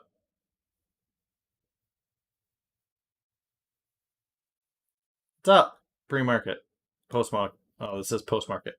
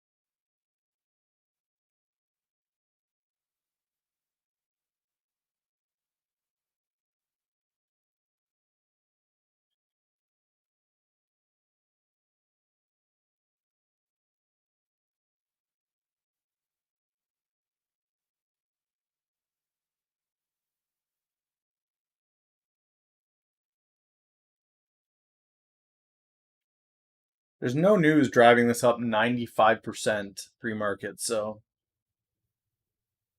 oh. Am I looking to re-enter it soon? I will wait till after their earnings drops, and we usually see a decline into the next quarter, for sure. 10 minutes, guys. I'll be right back. Or 2 minutes, guys. I'll be right back.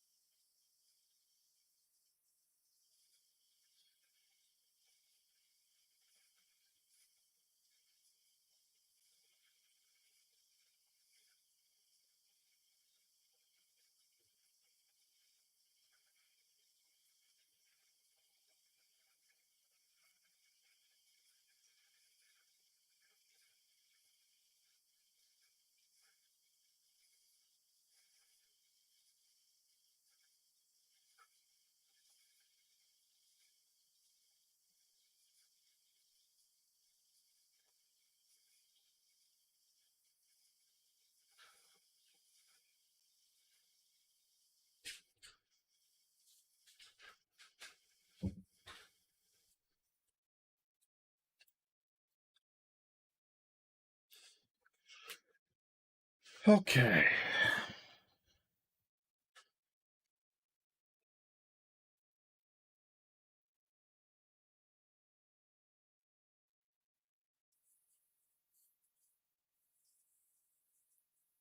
What do you mean? Why couldn't I talk about Big Five? Oh, it's up 36%. Oops.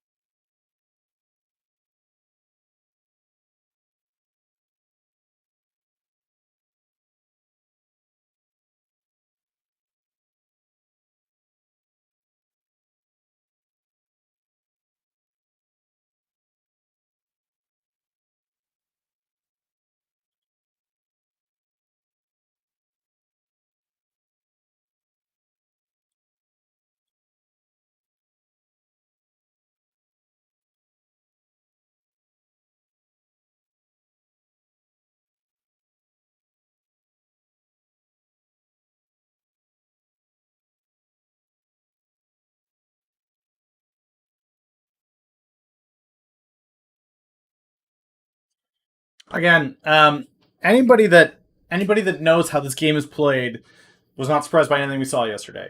The Democrat representatives showed up and they went, "You are too kind to Trump. We don't like how nice you are to Trump. You're Trump's AG, and you let him get away with everything. We don't like you for it because we've been having a 4-year temper tantrum, and you're not listening to us. You're listening to the president, and that's not good. We want you to stop doing that, and we want you to listen to us and do what we say, not what he says.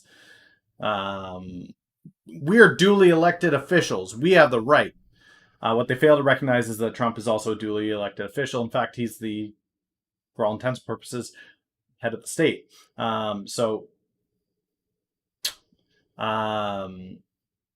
they then rallied on you're coming against protesters, immigration. You can probably expect to see something in there about government bailouts or going after companies that are fraudulent. And we saw all that.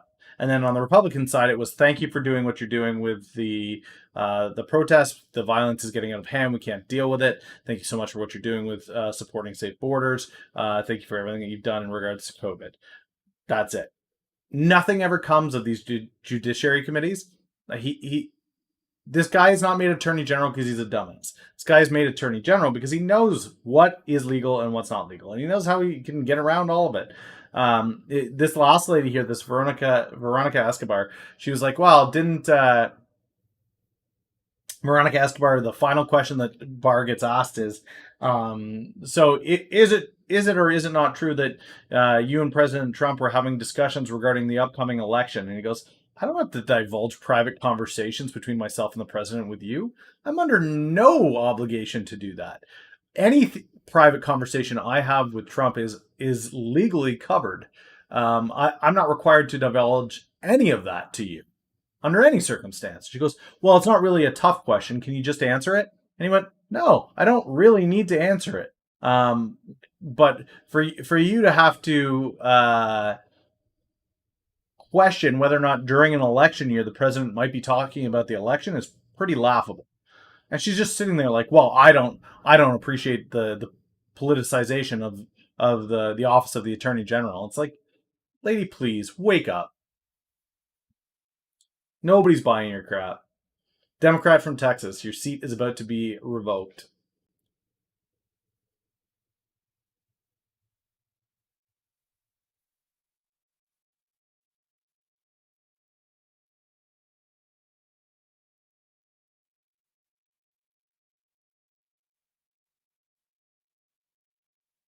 Hey, Jonathan.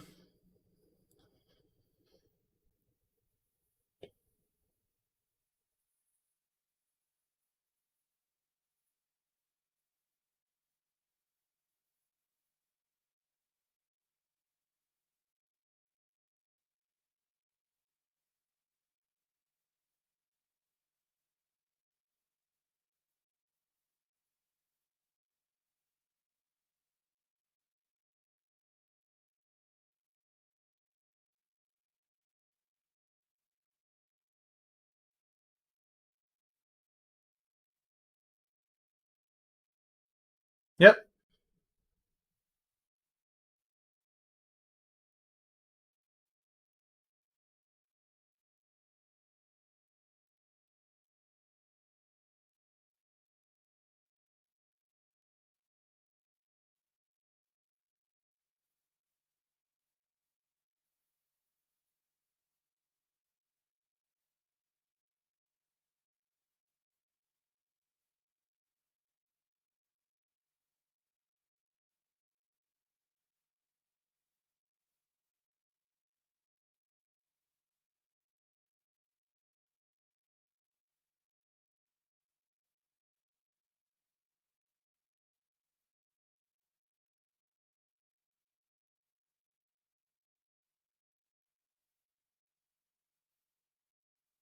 A nuclear fusion reactor is being built.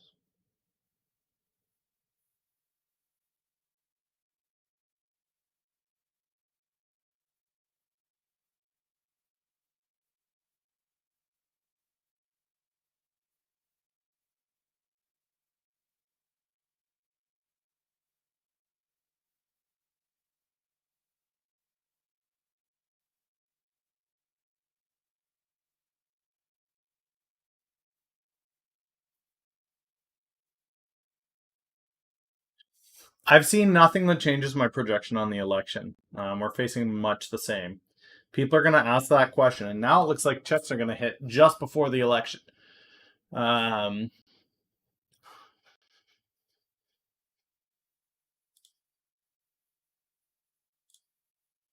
Good morning, Rita.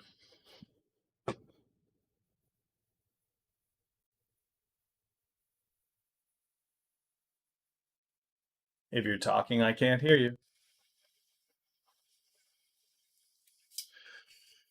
My it's all good. My election projection, guys, is that Trump takes the election. Ultimately, what it's going to come down to is people are going to have to vote on a basis of, am I unemployed and do I want to continue being unemployed?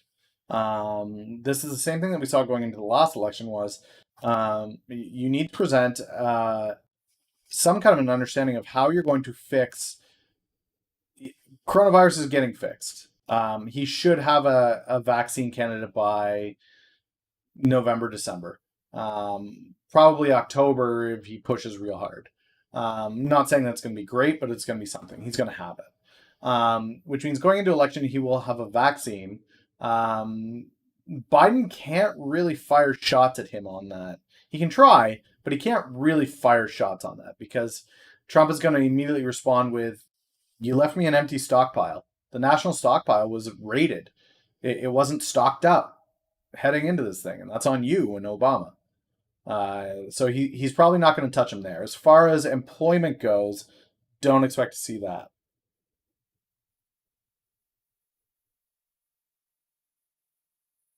Don't expect to see him touch employment because Trump has the best unemployment numbers of all time, right? So he won't touch that. He won't touch the market because the market has returned to all time highs. So I mean, I'm kind of at a loss as to where Biden is going to really stick it to Trump, other than going back to the same old rigmarole about, okay, well, what you did to the DACA kids is wrong, and what you did to your Russian collusion is wrong. And the reality is, Trump's just gonna do the same thing he did to Hillary, and he'll put on that stupid grin, and he'll smile, and he'll say, "You're an idiot." And that'll be the end of it. I think there's only 2 debates or 3 debates this year, anyway. I haven't seen anything yet that is going to cause Trump to lose this election. Nothing. The swing states, I think Florida is going to be that much stronger with Trump because they are aware. Um, yeah, yeah. Biden doesn't have anywhere near the stage presence. In fact, he's too quiet. He's just too damn quiet. Um, Voter fraud is a reality in every election. Mail-in ballots. I mean, whatever. Both sides are gonna. If anybody thinks that it's just one side that's going to try to manipulate vote-in ballots, that's ridiculous. Um, both sides will do it. How is it still Biden's problem that the stockpile is low? It's not Biden's problem. How's it still? So the way that this works is you build up the national stockpile in the event of emergency. And then once the emergency happens and you use the stockpile, you're supposed to replenish it.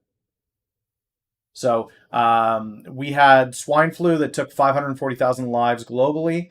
The Biden-Obama administration, after they used the stockpile, is supposed to replenish it. And it didn't get replenished. And so when it comes time for the next outbreak, which we've had with coronavirus, the government just expects to be topped up. Right. It doesn't matter. It doesn't matter whether it was 3 years ago. It doesn't matter whether it was 7 years ago. It was in Obama's first ruling. It's not his job to fix it. It's whoever uses it. It's their job to replenish it so that the next guy has those resources available. So in the first 3 years of Trump's office, there was no outbreaks. There was no medical need. And so the stockpile wasn't even on the radar. It wasn't even a blip on the radar. It wasn't until it comes time to use it that all of a sudden it becomes, oh, well, now we have a problem and now we're aware of it. That's the reality of how this works. That's why they have that rule in place that if you use the stockpile for a national emergency, you are required to replenish it, which is actually why Trump is getting pieces in place. That's why we see this KODK deal going through for $700 million, that he is going to try to immediately replenish the stockpiles after COVID is done. You're going to see PPE go in there. You're going to see all kinds of antibacterials. You're going to see all kinds of vaccines go in there. There's going to be all kinds of stuff that he just puts into that national stockpile to say, look, see, I replenished it after I used it. That's how the system was built to work. So what I'm saying is it's less about who's placing blame one way or the other. Trump isn't going to bring that point up in the debate. He's not going to say, well, it's your fault. What he is going to do is going to hold that ready for when Biden tries to throw shade at you were unprepared. Because if Biden even whispers you were unprepared for this, his response is going to be, we were unprepared because you depleted the stockpile under Obama and failed to replenish it like you were supposed to do. And he's got nothing to say to that because that's exactly how it's supposed to work. Now, arguments about whether we think that's right or wrong or should be changed, we can have those discussions for sure. But currently, the process is there's a stockpile, you use it, you fill it back up.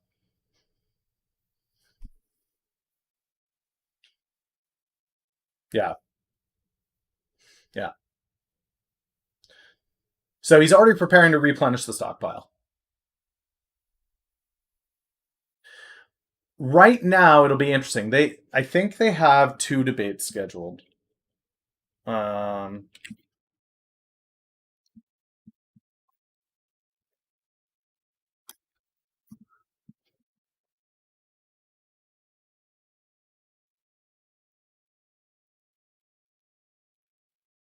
September 2020 will be the first one. So September 29th.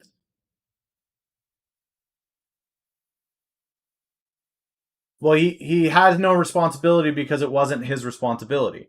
Um, I can see him not taking responsibility for it because it wasn't his responsibility. Um, Now, if he leaves it depleted for the next government, then he could do that. Um, Even if they did, they wouldn't have set it to Trump. They would have set it to somebody 3 levels beneath Trump, and it probably never even got to Trump. So if somebody's going to take accountability, it should be somebody inside the NIH or the well, no, really, it would be the NIH. It should be somebody in the NIH, probably actually Fauci. And I love Fauci. I'm not trying to put blame on him, but heavy is the head that wears the crown. Yeah, it's easy to point blame at the guy at the top. Unfortunately, the guy at the top has a lot going on, especially when it's been 3 years of people just one gong show after another. So his focus was on things that were actually happening, like the economy, unemployment. So it's unfortunate that coronavirus happened. We can all agree on that. As far as to accountability and responsibility on the stockpile, I still place that on Biden. And then in regards to, well, he should have known better, somebody should have told him, I agree. But I guarantee you that NIH ain't that. FIT is actually a more interesting plane to the rest of the world that currently can't get ventilators. But yeah, so we have an election debate.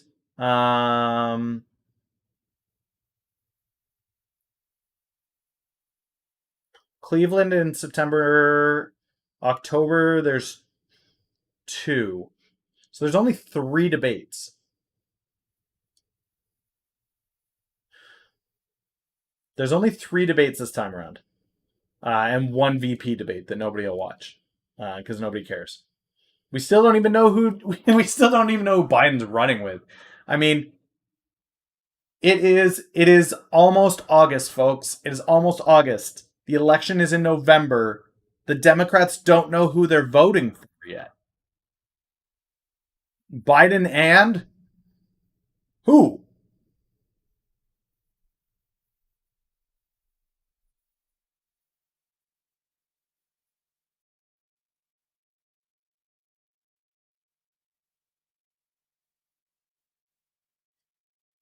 Oh,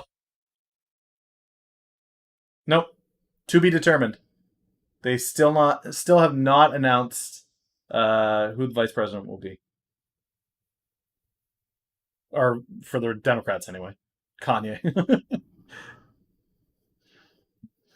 So it's Trump, Pence on the one side, and Biden. Who? And the thing with Biden is it's still posturing. He wants to pick that perfect candidate, right? He wants the African American woman who's actually transgender and has is in a wheelchair and has was in a wheelchair from a working accident, from working in the steel mills when she was a small child, and has overcome coronavirus and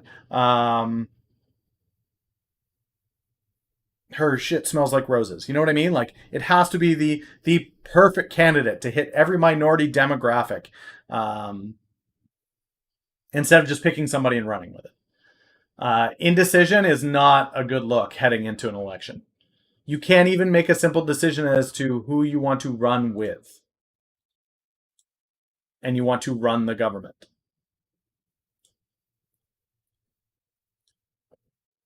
Now, what'll be interesting to me is, do we see 4 more years of tantrums if Trump wins?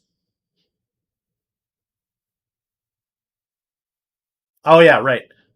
They were also had to be at the protest, and they had to be hit with tear gas and bullets and a taser, for sure.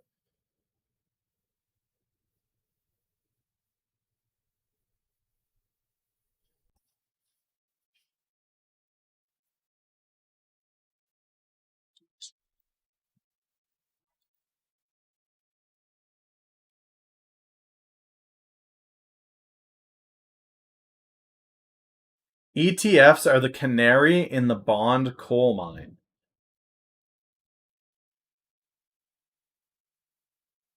That's an interesting article from Financial Times. A sec. You can't read it. It's Financial Times. You got to pay for. There's no way to get around their paywall. I mean, the general concept is. What was that?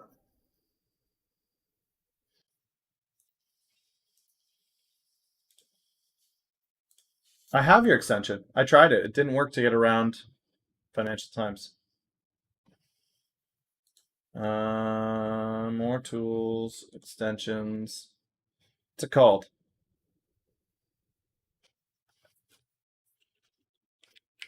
Locker or something, right?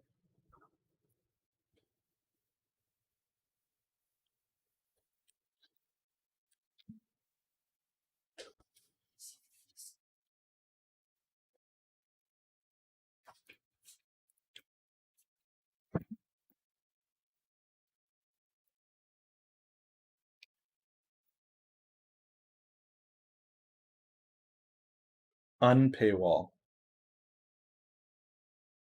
Okay. Unpaywall has been added to Chrome. Okay, now let's head here and refresh. It does nothing.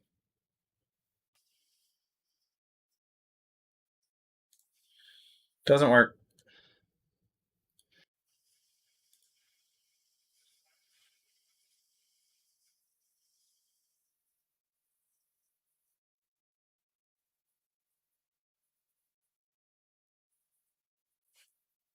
Anyways, guys, that would be an interesting article to read. Essentially, it's saying that looking at these ETFs and realizing that people are bundling crap together.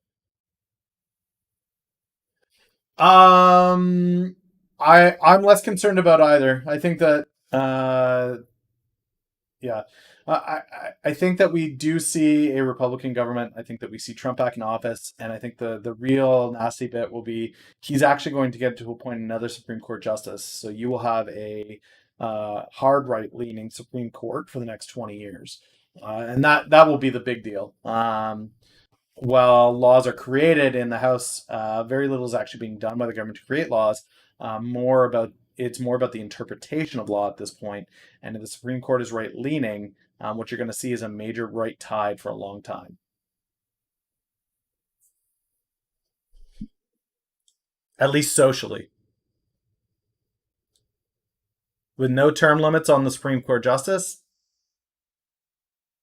we already have a Republican leaning Supreme Court. I think it just gets worse and worse and worse and worse and worse.